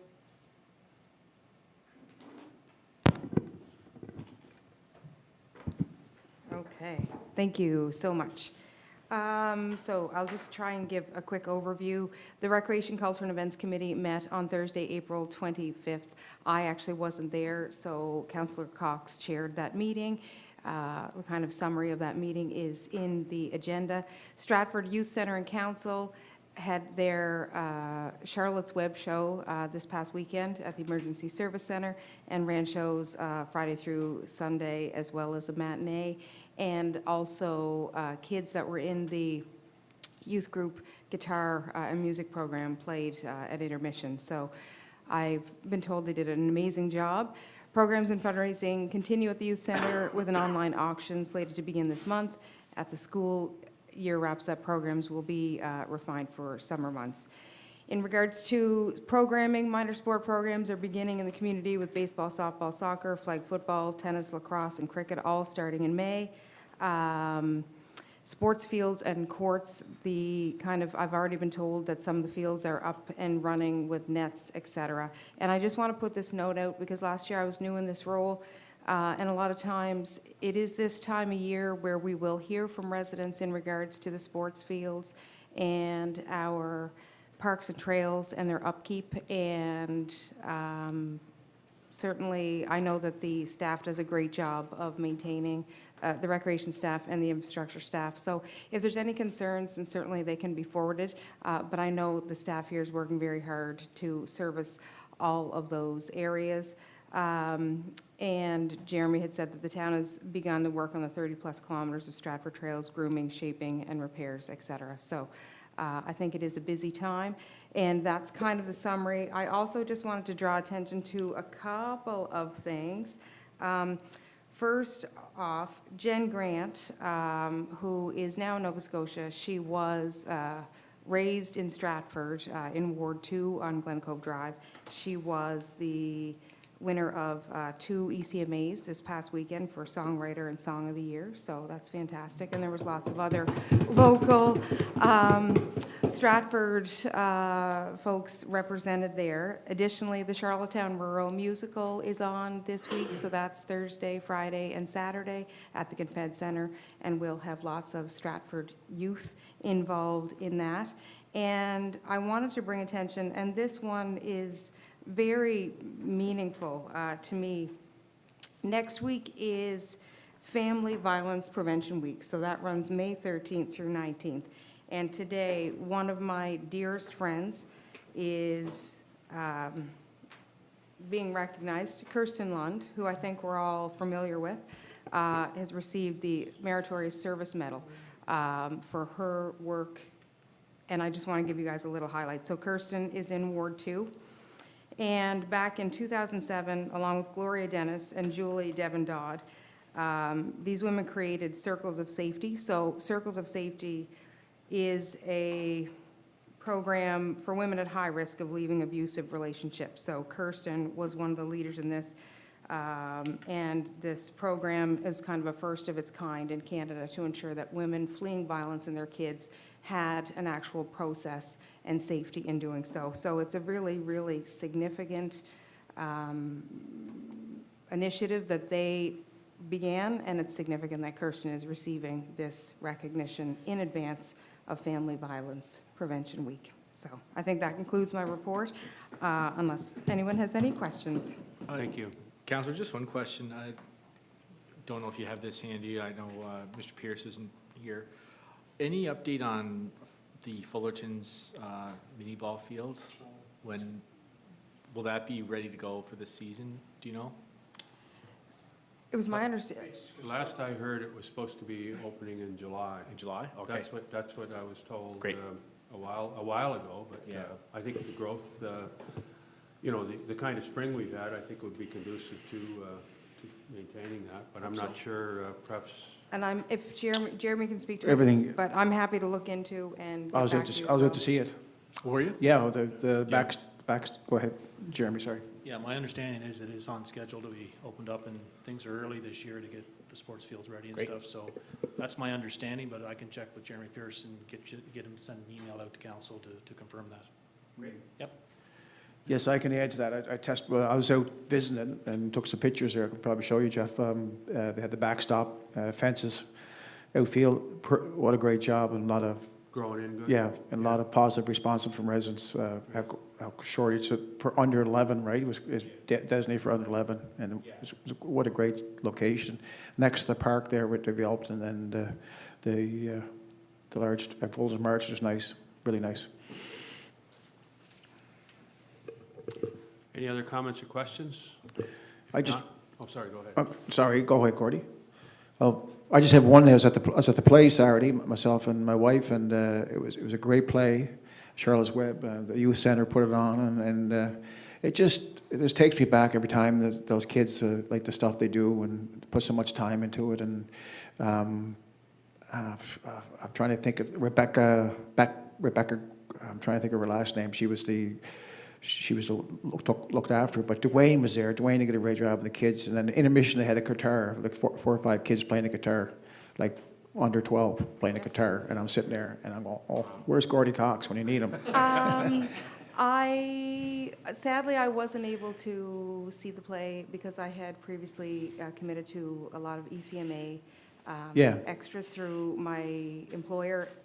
But I will say this, the way you feel when you go to see one of those shows that your youth are involved in, and they're doing theater and they're doing music, is a reminder to you of the importance of arts and culture in our community and fostering it in our youth and our residents in general. So every Exactly. time that I come to you and say the importance of arts and culture, that you just have to remind Yeah. yourself of the feeling of seeing them in Charlotte's Web. Well, you just And think, we'll go from there. think of the new building we're trying to build, and our youth center we're trying to change to. It's fantastic moving forward. The way, in the direction we're heading, that's what's great.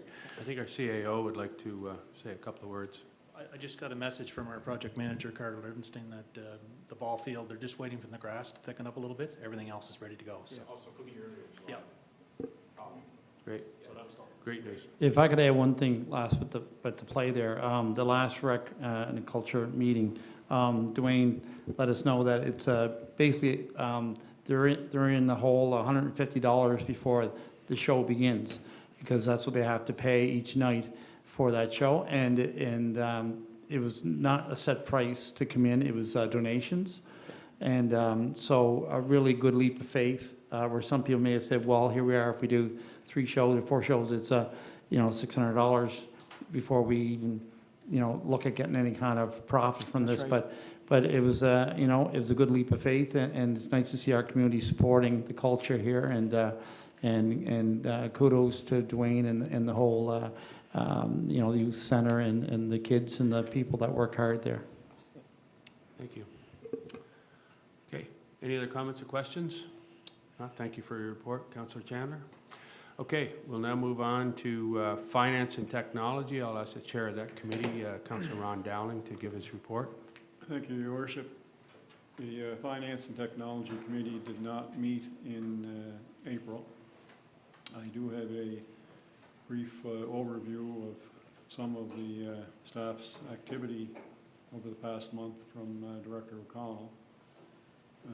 Utility bills are out for the April quarter, and the due date for payment is May 13th, 2024. Utility collection second letters were sent out on May 3rd with a due date of May 21st, 2024. and utility disconnections are being planned for the last week of May. Staff met with the bylaw enforcement company to go over work items for this summer, and the auditors were into work on the Canada Community Build Fund report, which is due on May 15th, 2024. Staff attended the organizational review meetings and communicated with utility customers on the new fees that were implemented in the 2024 budget. And staff have been reviewing the compensation review information from KPMG, as well as working on the 2025 work plan. The staff is working on year-end paperwork, and the auditors will be in at the end of June. And staff also attended revenue sharing meeting and continue work on the needs assessment data for the next revenue sharing meeting.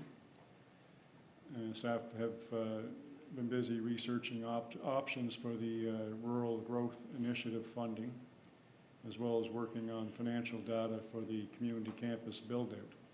And of course, they remain busy with day-to-day tasks. So barring any questions, Your Worship, that will be in my report for this month. Okay, any questions or comments? Just one, I'm wondering how many disconnects we're looking at for May, do we know? 14 right now. Do you know the average age of those accounts? Or really, is there anything we can do to assist, or? Just while you're walking to the podium, Kim, I remember being told that when push comes, when it finally gets down to the final day, that there are very few actual disconnects. Yeah. But people do come in and pay at the last minute. So during the winter, we typically don't do disconnects. So these ones would have been ones that were on the payment plan or whatever over probably since, I guess the last disconnect would have been late November. So they'd be people that are not following through with their payment plan. Now, some of them, as soon as they get the disconnect notice, just like the mayor mentioned, they'll come in and get back on a payment plan. Thank you. Yeah. Yeah. Yeah. Just while you're there, the latest utility bills that went out, are they reflective of our new? They are for the flat rate, but Okay. the meter ones, it's based on consumption, so the meter rates will come into effect at the end of May, June, July. Okay. Yeah, because it's based on consumption, but the flat rate is billed ahead, so the new rates are on for there. Okay. Okay, any other I comments? should have mentioned, Your Worship, the town income statement and utility income statement and revenue statements are attached to the package previously distributed. And so if anyone has any questions in relation to either of those statements, we'd be happy to address those as well. Looks like we're in pretty good shape.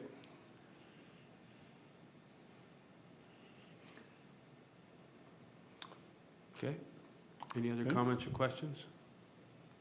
Thank you, Your Worship. Okay, thank you for your report, Councillor. Okay, now infrastructure. I'll ask Deputy Mayor Steve Gallant to give his report. Okay, we'll start off, start off the meeting here before the memo. We had a meeting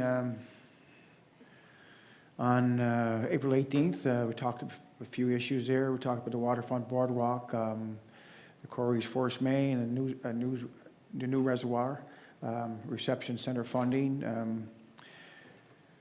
We received funding for 20 small projects. So I just want to let everybody know the Cotton Center, just the two doors, the end doors, front doors and back doors, a new patio, 5 heat pumps, 3 and 2, generator, 35 kilowatt generator by propane for when the power goes out and so on. And I think the other one was a 15 kilowatt generator when the power goes out with Gertrude building. So it was great to see that. And plus with the building, the building that we moved, we're putting new electrical wire in it. So it's great that I see, again, I had to go out to Jeannie and Jeremy and so on, and Carter, and so it was great. Carter took this project on, and just going by there every day, walking the dog and so on, see how the pride and how the putting stuff into that building, and you know, you start back when the building itself was donated years ago from Rotten Cotton Park, and how it's just fulfilled the town of Stratford, the trails and so on. So nice, the nature and so on. But anyway, and the sewer lines, the Canada Day access, as the waterfront boardwalk will not be accessible for July 1st, Jeannie advised the Recreation Department has decided not to host Canada Day in the waterfront park this year. We decided we're looking at surveillance cameras for the waterfront boardwalk, work on Kepic Road and Kinloch Road, LED fixtures, paving projects, and so on. And that's the meeting there. Any questions on the meeting? Anybody around council? Okay, I'll go into my memo. You had mentioned the upgrades in the reception center at Cotton Park, and I think that's fabulous work, and it's great to see that diversity in reception center capability for any emergencies within the community. Yes. Give us some alternate sites and give us a greater accessibility for residents from different parts of the town. It's wonderful work, and I've been watching them do that work as I'm out walking my dog each day, and it went along well. So you're right, the Cotton Center has been extremely well maintained over the last several years, and continues to be a vibrant part of our community. Yeah. Yeah, it was just, you know, like the building being moved, the parking lot being paved and so on. You know, Councillor, it's moving forward, and then great comments from the seniors down there, and everybody used it, so it's nice to see that. And of course, Heidi started working 2 weeks ago, and then Rose is there this week, so they're back together again, so make town of Stratford beautiful again with the flowers and so on. They're doing a good job too. The flowers are beautiful. Especially yeah. outside of our town hall here, they look Yeah, great. by the town hall, especially by the Yeah. flagpole. Sorry, go ahead, CEO.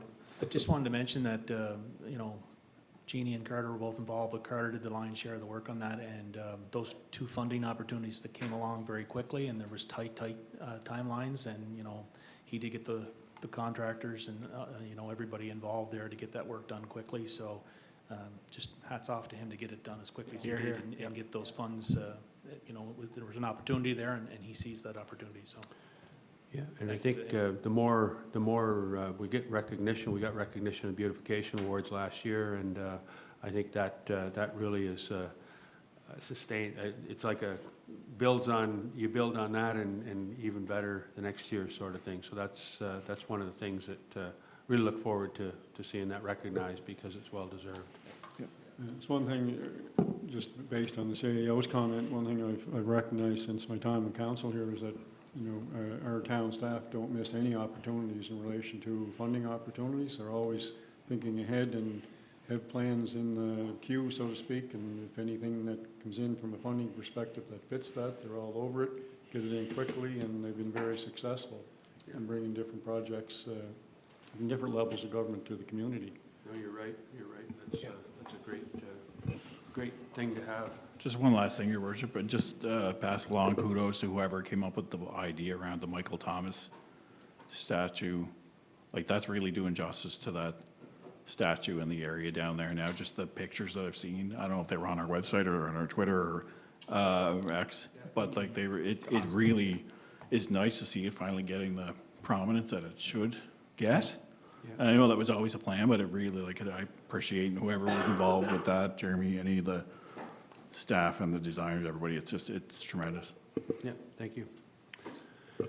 Okay, any other comments or questions? Oh, I'm sorry. Just going to go into the memo here.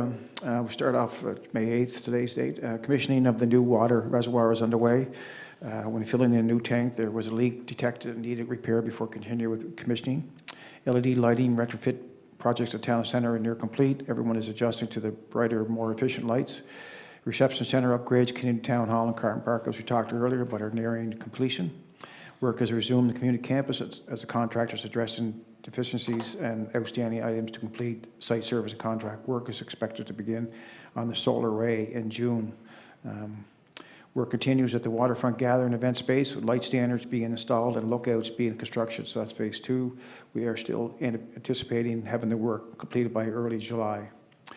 Work on the Corey's Force Main Extension project has begun along Kinloch Road, and we ask for the appreciate patience from all travelers and residents in the area during their minor inconveniences and disruptions that may result from this work as we improve capacity in our sewer systems. Infrastructure staff, as you know, we're busy now in the month of May, starting out, finalizing purchase and projects 2023-24, so books could be closed, creating work plans for 24-25. The hiring process now begins for casual seasonal positions, continues with 3 positions filled for recreation, public works, and also seasonal 26 position for utility, 26-week position for utility. Water has been turned on at all seasonal buildings on T Hill, which will be done before the Victoria Day weekend. Sports fields, parks, gardens, flower beds, green space, buildings, parking lots are being readied for summer use and enjoyment. Coordination of sidewalk sweeping, which was delayed due to the availability of contractor equipment, should be completed by the first part of May. Valve exercise and maintenance has begun with hydrant maintenance and directional flushing to follow. Coordinate access to properties to replace the 5 water meters identified during the quarterly read as not functioning properly. 1 remains left to investigate. However, the property is vacant and water has been turned off, and we can gain access. Bylaw complaints, investigations associated with unsightly premises, illegal dumping, Fiona tree damage, and et cetera have increased substantially. Speed data collection related to speed hump requests is currently underway. 3 locations have been requested to date. Water and sewer inspections and water turn-ons for new development. Ongoing inspection and maintenance of water and sewer systems. And last, manage and ongoing customer and residential inquiries and concerns. During the month of April, there were no major incidents or emergencies. There was 1 incident of a customer water service line being severed by post-hole digging equipment, which was isolated and repaired quickly. There was a repair required to water service on Harborview Drive, which is the utility side of the service, and repaired quickly. A water curb stop required replacement on Kelly Heights, and that's from my report there, Your Worship. Thank you. Any comments or questions on the report? On the report, no. Okay, if not, I understand you have a resolution, Yep. Deputy Mayor? Yep. A resolution of Town of Stratford, resolution number INC 004-2024, Pondside Watershed Restoration, Kelly's Pond. Moved by myself, whereas 2024 town capital budget includes $400,000 excluding HSD for the completion of the Pondside Watershed Restoration Project, including dredging in Kelly's Pond and replacement of the water control structure. Whereas a town partner with the Prince Edward Island Department of Transportation and Infrastructure on the tendering of the project, which includes the replacement of the culvert crossing Keppick Road and upgrades to the storm drainage system as part of the province work. Whereas 3 tenders for the project were received on April 4 of 2024 with the following results. Contractor Island Coastal Service Limited bid $1,698,334.83. Landmark Construction bid $1,799,621.25. Stewart Enterprises Limited bid $1,906,632.50. And whereas the town's contribution for work in Kelly's Pond restoration is $469,600.73 plus HST, and where we expect engineering inspection and contract administration costs in the amount of approximately $13,000 plus HST, for a total estimated project cost for the town of $482,600.73 plus HST, requiring a supplemental budget of $82,673 here tonight. Be resolved that a supplemental capital budget, town budget of $82,600.73 be approved to increase the Pondside Watershed Restoration Project budget to $482,600.73. Be it further resolved that council agrees to award the project to Island Coastal Service Limited, and council commits $482,600.73 of a total of $1,698,334.83 cost towards the completion of the work. This resolution bears the recommendation of the Infrastructure Committee that we discussed on April 18, 2024. Thank you. Do I have a seconder? Councilor Jackson, thank you. Okay, we have a A motion moved and seconded on the floor. Any discussion? Just one question, Worship. Do we have an approximate time frame for start and completion of the project? I couldn't, Jeremy, the completion of this project? Timing. Just wondering, do we have a time frame for the start of the project and the duration of the project? Carter's here. Yeah, there we go. Here's my backup.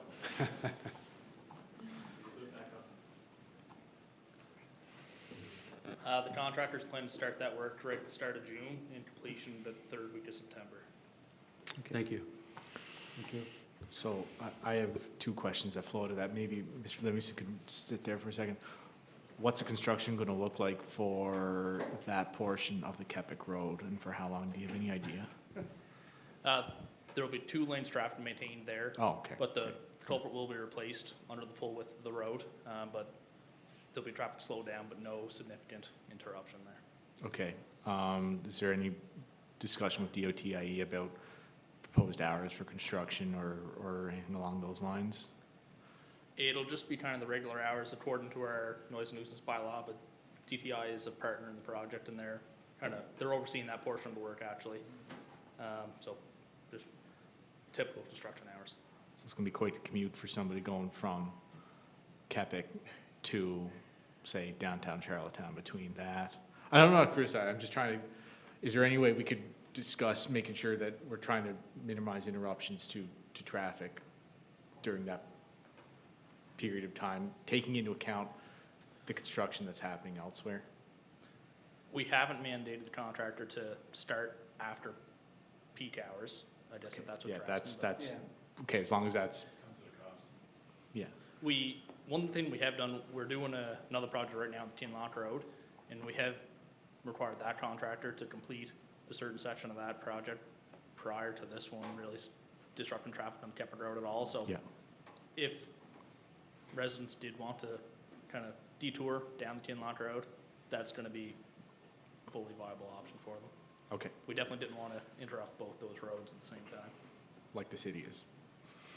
Thank you. Yeah, Thank you very much. Any other questions?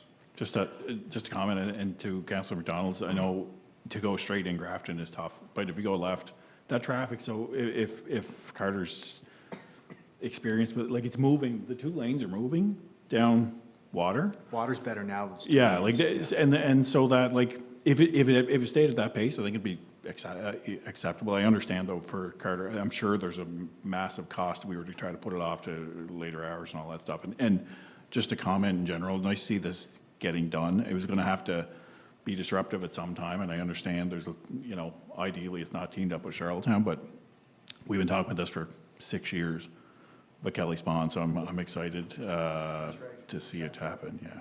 In 1994, I had to drive through Mount Stewart to go to teach in Charlottetown while the bridge became 4 lanes. So I think you can always go up Kinlock or Kepik or find an extra 3 minutes. So there you go. Okay. I have another question. Before we diverge too much, let's. I have another question on the motion, but not for Carter necessarily. So I don't know if any other questions for Carter on the resolution was here. Go ahead. Okay. Well, I mean, so going over budget, $82,000, 600. This is one of our signature environmental issues, and to repair the entire pond system. And we started last year with Moore's. We're doing Kelly's, and I think we're all in agreement on that. I'm just wondering, where is the money coming from? What are we going to pull from? What are we going to do? I So could just mention one thing, and that is that we did have a reserve account set up for this some time back, more than 6 years ago, actually. It was probably when I first come on council. So anyway, our Director of Finance is prepared to respond.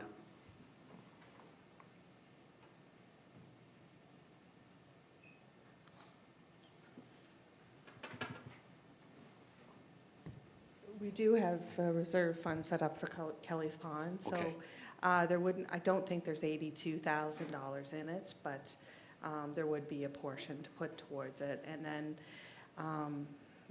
like a lot of the other, we always have some projects that just don't end up happening. So I think we were comfortable with the 82,000 supplemental budget. Would you mind, I can send Madam an Director, email. just finding out? Yeah. I'm just curious more Sure. to see what's in there, and just so Yeah. we can have a better understanding of what Yeah. the Yeah. shortfall is, and so Yeah. we can make some decisions later. I'll look on the financial statements right now and send Thank an you. email to council. Thank you. So Any no, other comments or no questions? toll bridge there, Councillor McDonald? Say it again. No, a toll bridge is not a good option?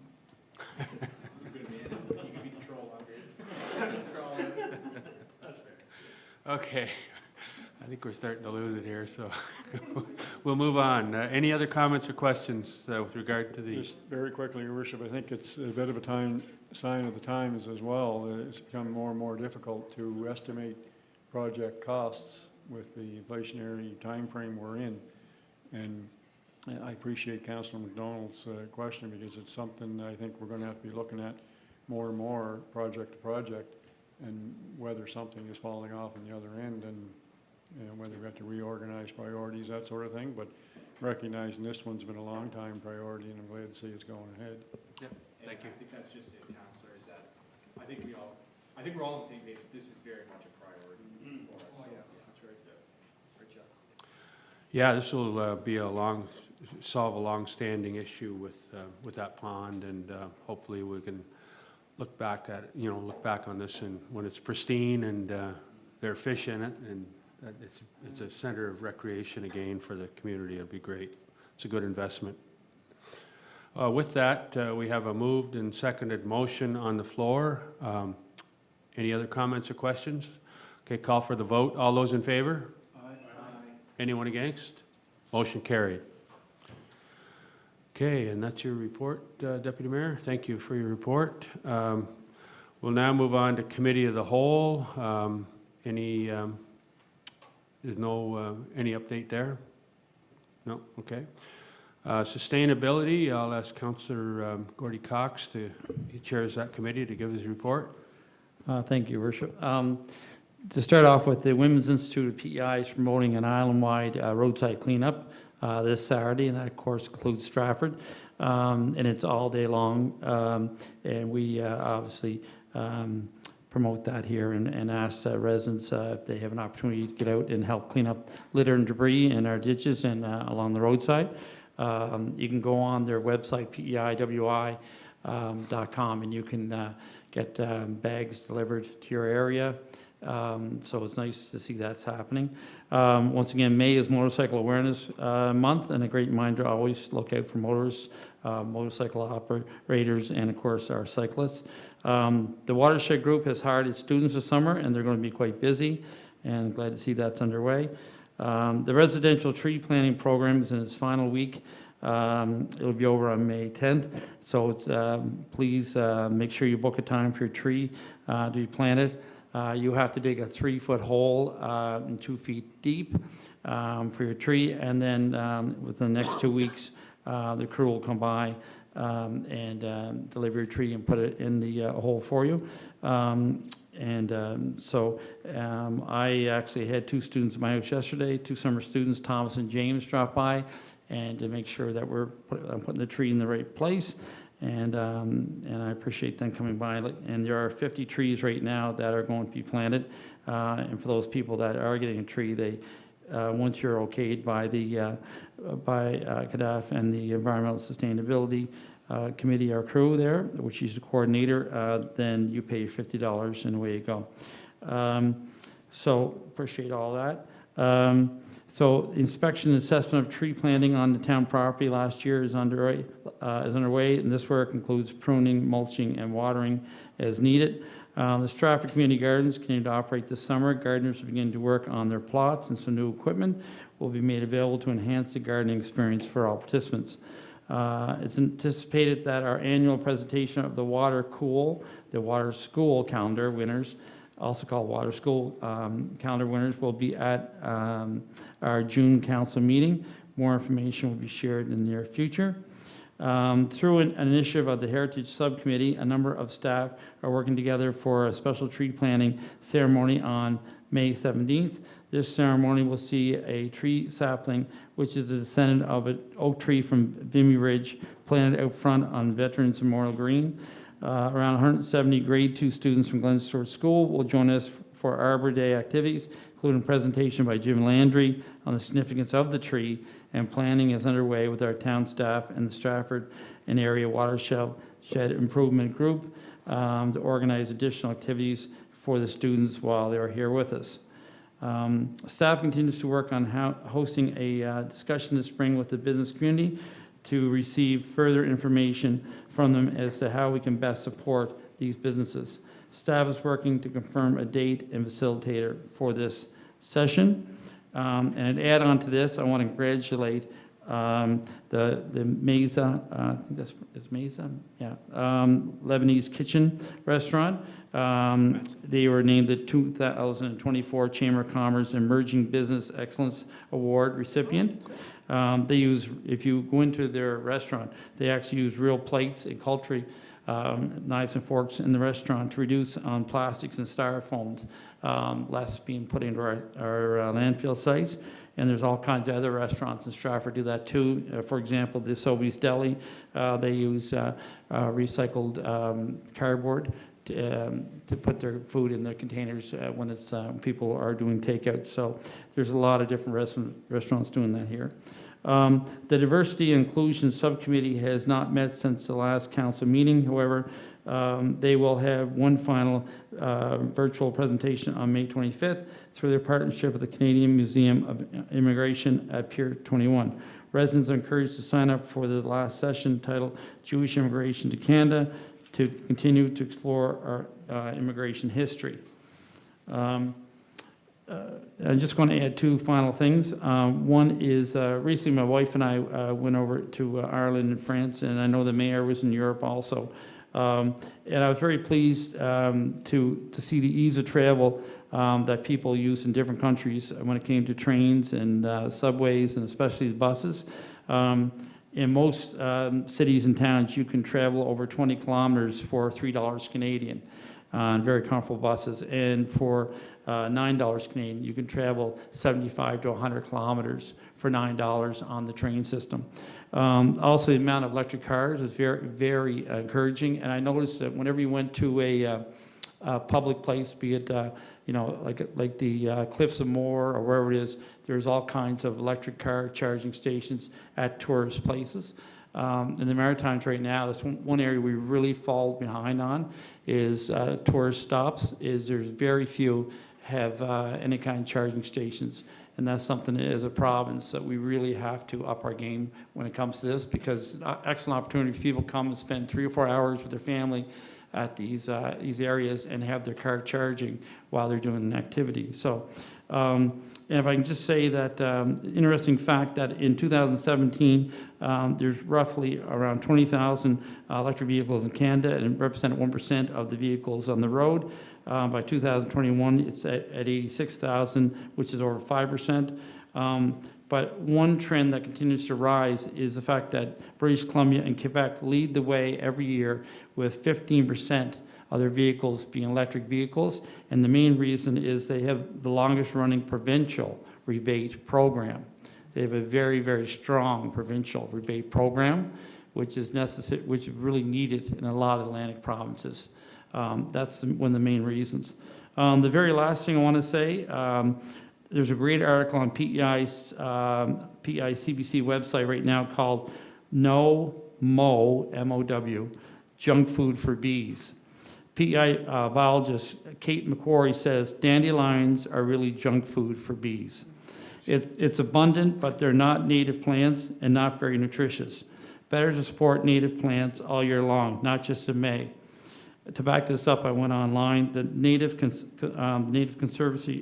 Conservatory of Canada has changed its tunes about no mowing May. They support a year-round approach in setting aside, for example, a corner of your lot for bees and leaving that area of your yard wild. So for a long time we had no mowing May, and now the biologists and the Conservation of Canada is coming out saying that they're rethinking that policy because dandelions actually are not beneficial for bees at all. So I thought I'd just let you know that part. That's my report. Oh, thank you. Thank you. I read something recently that although they're not overly nutritional, they do serve a purpose as a stopgap measure until local plants come out in bloom that are more nutritional. If So I we're not could, talking about the no mow May, but I think in general, you know, it's beneficial as a short-term stopgap measure for the bees until other flowers come into bloom. But just a quick question, Councillor, will the Women's Institute bags, will the town have any in stock to distribute to residents, or is it strictly through the Women's Institute? So it's a good, really good question. The Women's Institute, if last year or the year before, if places have requested bags, then they put them on for the next year. So if you go down to Jones Building, for example, you walk in Jones Building, there's a whole thing there of yellow bags because last year they requested that. Okay. So I'll have to check the front desk, but I imagine there will be because I can't see that we didn't request it in the past here. But they will drop off these yellow bags. Then the area along the road that you fill up your bags, you leave it at the top of the road in a safe place. It's not going to hinder anybody's walking or biking or obviously more vehicles, and they'll come by and pick those up once they're filled. Okay, thank you. Jeremy. Just, oh, sorry, didn't see you. I just want to give council a heads up. So with respect to the Vimy Ridge thing, it's going to be between 10:45 and 11:15 on May 17th. I do have an email here from Scott Carnell that I'll forward to town council so you're all aware of some of the plans around it. All right, thank you. Probably do that right now, actually. Before we put out our messaging with regard to No Mow May, Yeah. Wendy did reach out to the Beekeepers Association of Prince Edward Island, and Yeah. they still do encourage us to put that messaging out. We don't say that No. we're going to not mow some of our properties because Yeah. some of them grow quite quickly and such, Yeah. but I don't think. it's just a message we put out, but Yeah. she did check with the Beekeepers Association. They still encourage that. If The articles, I just found this interesting. The articles that I read basically say, they're not saying to stop it, but at one point there, they were 100% behind it. Now they're re-looking at it. That's what I stated. And the other part is that what they're encouraging, if you go on to the Native Conservatory of Canada website, they're saying is they support 12 months, not just May. So that's where their change has come, is that they're trying to get more of a focus of people, not just think that they can do May and then they're done. They're trying to get the people of Canada and land in Canada especially to make sure that you look at how you can help every kind of insect and birds and animals, et cetera, and make your area accessible for 12 months. I think from the article I read, they felt that the no mow is taken on like a wildfire, and people are really misunderstanding what that means. thank you, Councillor. Yeah, Thank you. Okay, any other comments or questions on the sustainability report? If not, thank you for your report, Councillor. And move on to Intergovernmental Affairs and Accountability. I chair that committee, and the minutes are in your package. Just a couple of highlights. A meeting was held on April the 4th, and there were a number of items discussed. The Housing Accelerator Fund was, excuse me. Excuse me. I had a cold for a while, and it's not going away. But anyway, the Housing Accelerator Fund, there was a lot of discussion about what it means to the town and the funding we received, almost $5 million. Excuse me. There was some discussion about possible incentives that could be included to encourage landlords from changing their housing from rentals to condominium, and there was.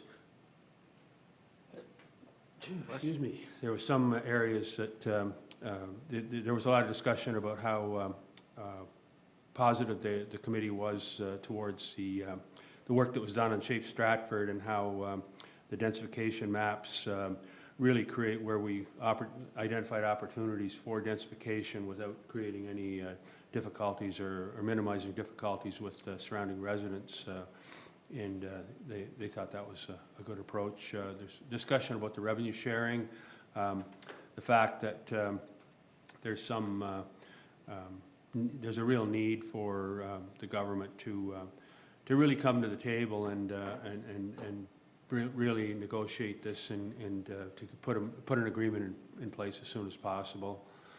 I discussed with them the meeting that was held with MLA Jill Burridge and about the CAO also updated us with regard to the delay regarding the Canada Games legacy funding, although there is now an announcement planned for, I believe it's May 17th or May 13th? Yeah, May 13th. I beg your pardon? 11 o'clock? Yeah, yeah. Yeah, so anyway, that, I'll be at that announcement and we'll provide further update after that. There was a question from the town about, or from the committee about what approach we're seeing from government officials, federal and provincial. And I guess the answer is that it's growing more favorable as they understand. And this was about the community campus and the purpose, the recreational facility.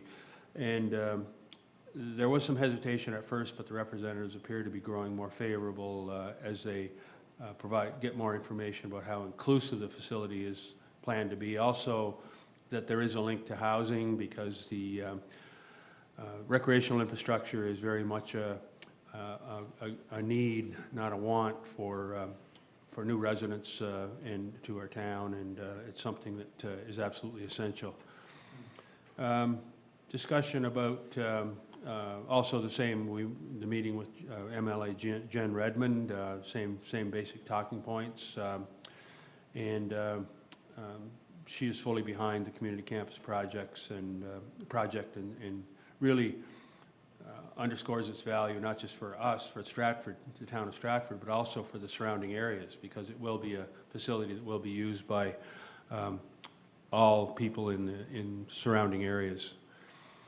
The CAO updated us on the organizational review, which I understand is nearing completion, and we should be hearing results soon. I believe the compensation review is underway now, and whatever comes out of that, I'm sure will be coming to council. There was a discussion about the Meals on Wheels program, and we did have a great meeting with the Charlottetown chapter. There is a need in Stratford, and we're really looking at doing whatever we can to encourage them to expand the service within Stratford, and there's a commitment on their part to really look at what can be done, and we offered to support them in any way we could. Yeah, and Councillor Jackson was also at that meeting as well, because, and I believe you made the point, Councillor, that the manpower of the organization, it's a volunteer group for the most part, and they have limited capacity which limits what they can do, and we may want to look at, he suggested at the meeting that we needed to adopt another model that might work better.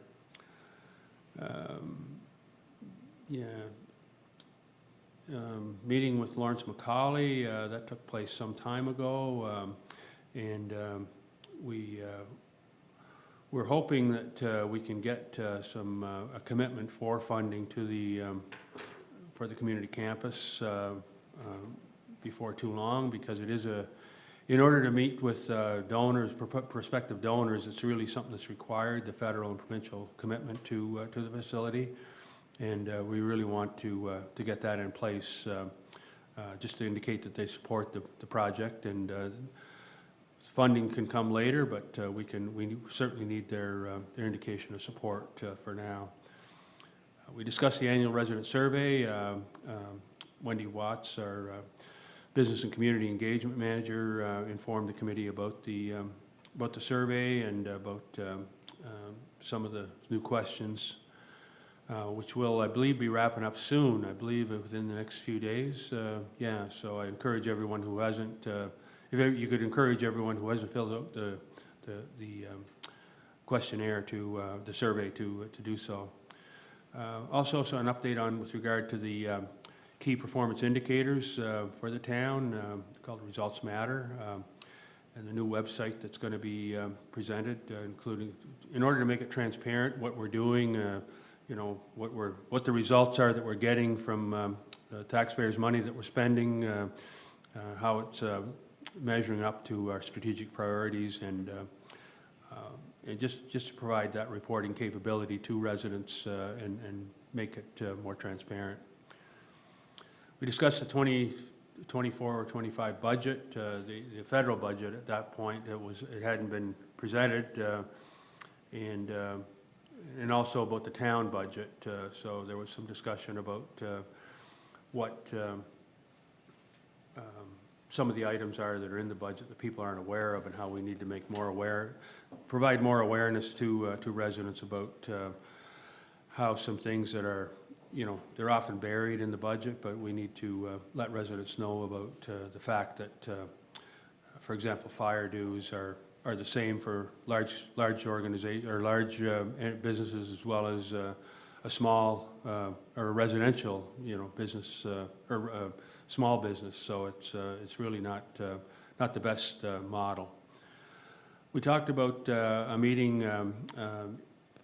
immigrants and refugee support organization meeting, a day-long meeting which I attended, and several town staff and councillors attended, called Moving Forward Together.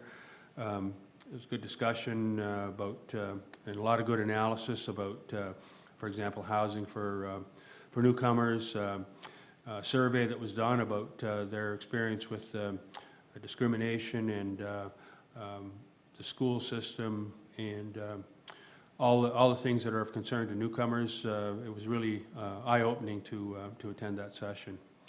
So we had a discussion about the highlights of that meeting, of that day. Yeah, so that was the meeting. Any comments or questions on the meeting, on the report? If not, we'll move on to. Can I ask sorry, one go question? It's just in regards to the survey, and I know the deadline, I think, is May 15th for people to submit their surveys. Whenever the survey is being created, and I'm sure it's backed out like months and months and months to get it printed and that sort of stuff, is it that committee that contributes to the questions or guides the survey, or is that completely from staff? Or does council or any of the committees play any role in establishing the questions that we're polling residents? The survey as a whole is an engagement tool, and the name or the mandate of the committee is to you know, provide recommendations to council with regard to engagement vehicles and you know, intergovernmental affairs and that sort of thing, and accountability.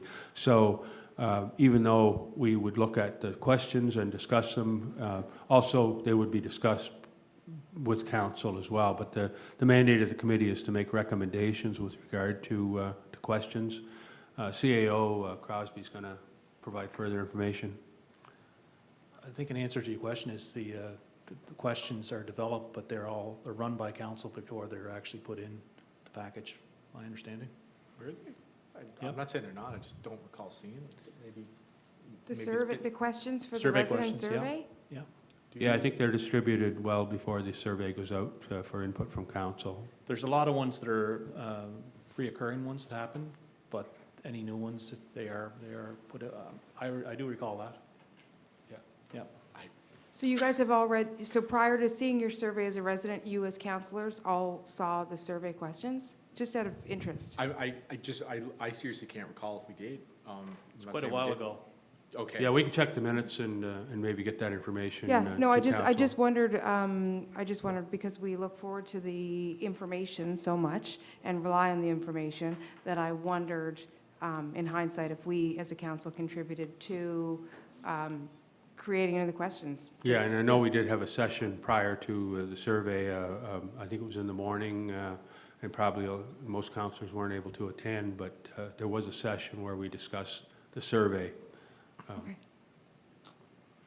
with the consultants. Yeah, the recurring questions normally go every year, but any new ones are run by council. I've just confirmed with Jade. And we'll confirm that with analysis of the minutes or whatever, provide more information on that. Okay, any other comments or questions?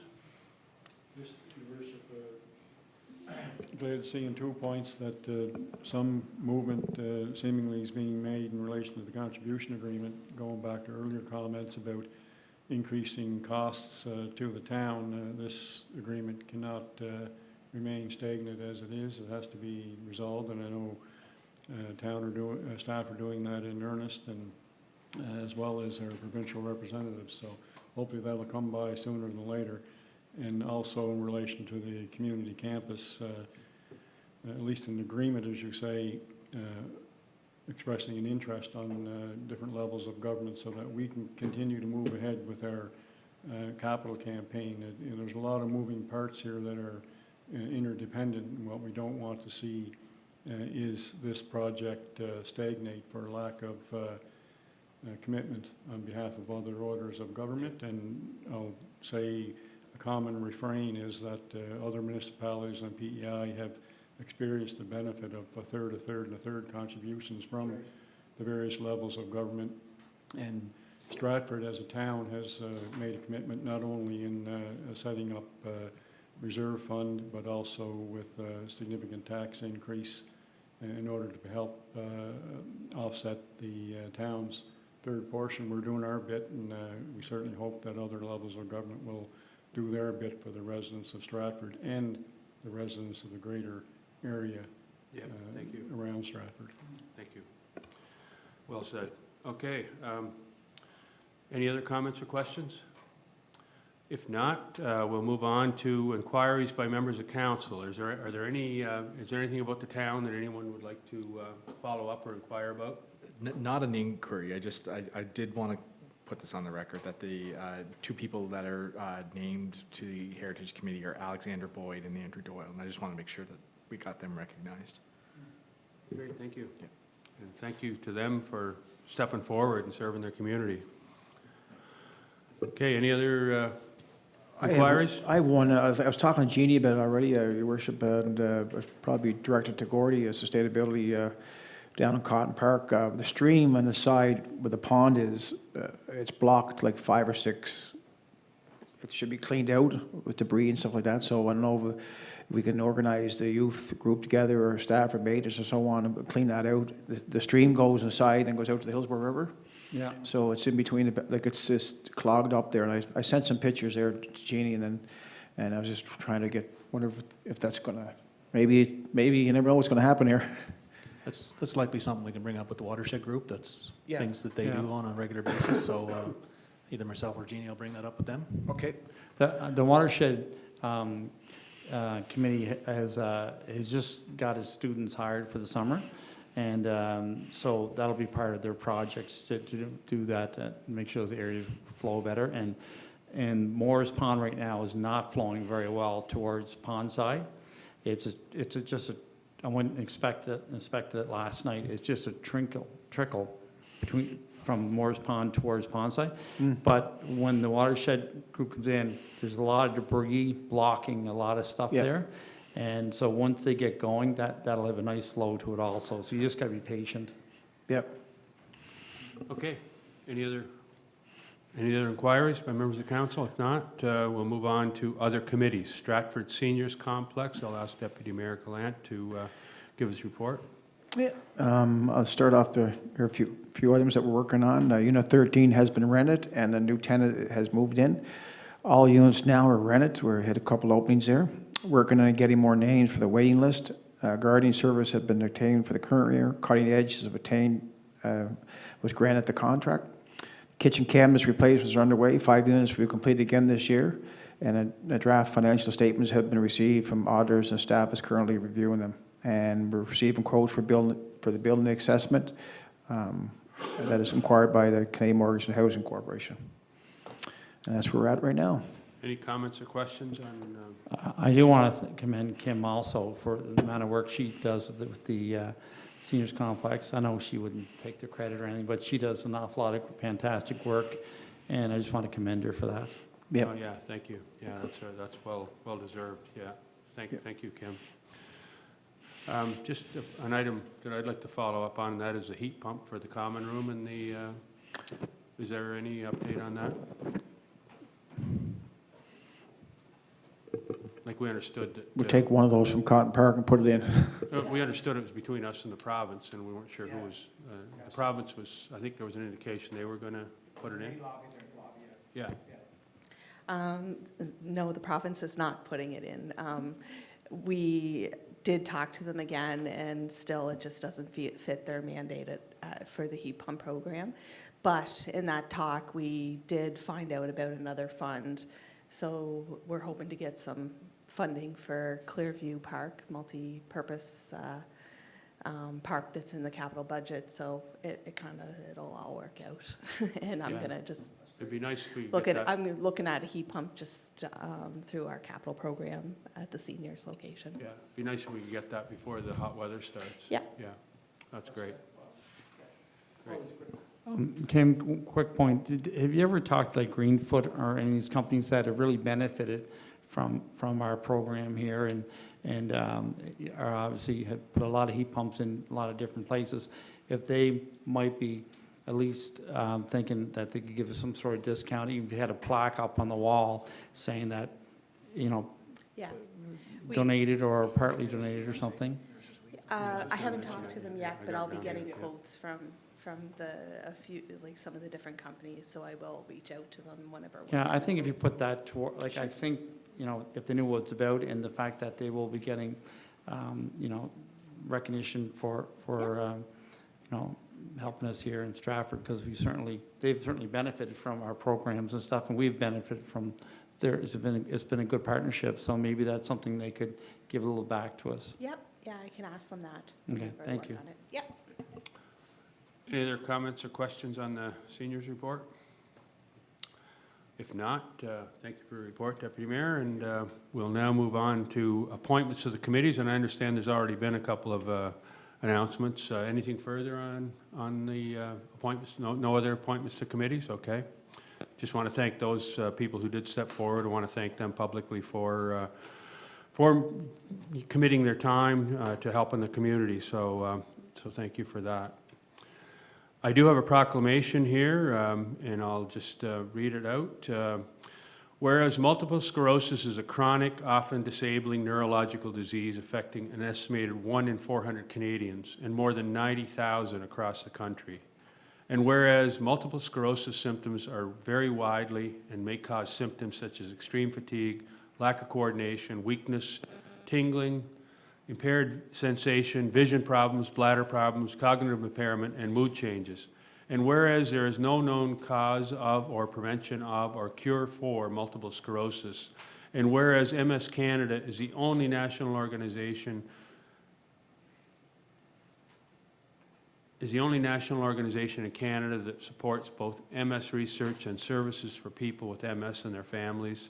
And whereas annual fundraising events such as the MS Walk, MS Bike, and A&W Canada's Burgers to Beat MS campaign support programs to enhance the lives of people affected by multiple sclerosis and their families, and also supports MS research in Canada. And whereas since 1948, MS Canada has contributed more than $218 million towards MS research and is grateful for the dedication and commitment of its supporters and volunteers who have made this possible. And whereas together we will find ways to connect and empower the MS community to create positive change and see a world free of multiple sclerosis. Therefore, be it resolved that I, Steve Ogden, Mayor of Town of Stratford of the Province of Prince Edward Island, do hereby proclaim the month of May 2024 to be MS Awareness Month for MS Canada in Stratford. In witness thereof, I have set my hand and caused the seal of the Town of Stratford to be affixed thereto, signed my signature, this 8th day of May 2024. And just a personal note on that, I lost my sister-in-law, Claire Bungie, to MS 3 years ago, and it's a disease that anything that can be done to get rid of that or find more information about it is money well spent. So just encourage everyone to support the MS Society. With that, other business, any other business anyone would like to bring to the table? I just have one thing. It's this week is Nurses Appreciation Week, and I think that we really need to, I know at least one member of our council, his spouse is a nurse, and I really want to commend her and all nurses for the work they do and the commitment to keeping all of our residents healthy and taking care of them when they aren't healthy. I think it's something that should be recognized, and I encourage everyone to do that this week, to thank a nurse and really recognize them for the work that they do. Can I add one thing? My mother was a nurse and my daughter is a nurse. And also, so commend nurses all across. And if I can just add one more thing, Mother's Day There you go. is coming up. So Got it all covered. shout out. Apple pie? Shout out to all the great mothers Okay, yeah. and not that's so great. great mothers. Yeah. You know, you just got to look at when the nurses are, when they stepped up during COVID, when they stepped up, when we're at home and the fast food, like everybody was home and they were on the, you know, at the hospital, you know, doing their job and everything else, stepping up and right in the middle of everything and got through that, Well, so. a good analogy is like the people at 9/11 that ran towards danger, not away from it. The nurses ran towards, they had to be in danger of their lives. We didn't know what it was at the start, and they still took care of people and did their job. So that was something that I think should be recognized as well. Any other business anyone would like to bring to the table? If not, I'll call for a motion for adjournment. Okay. We're now adjourned.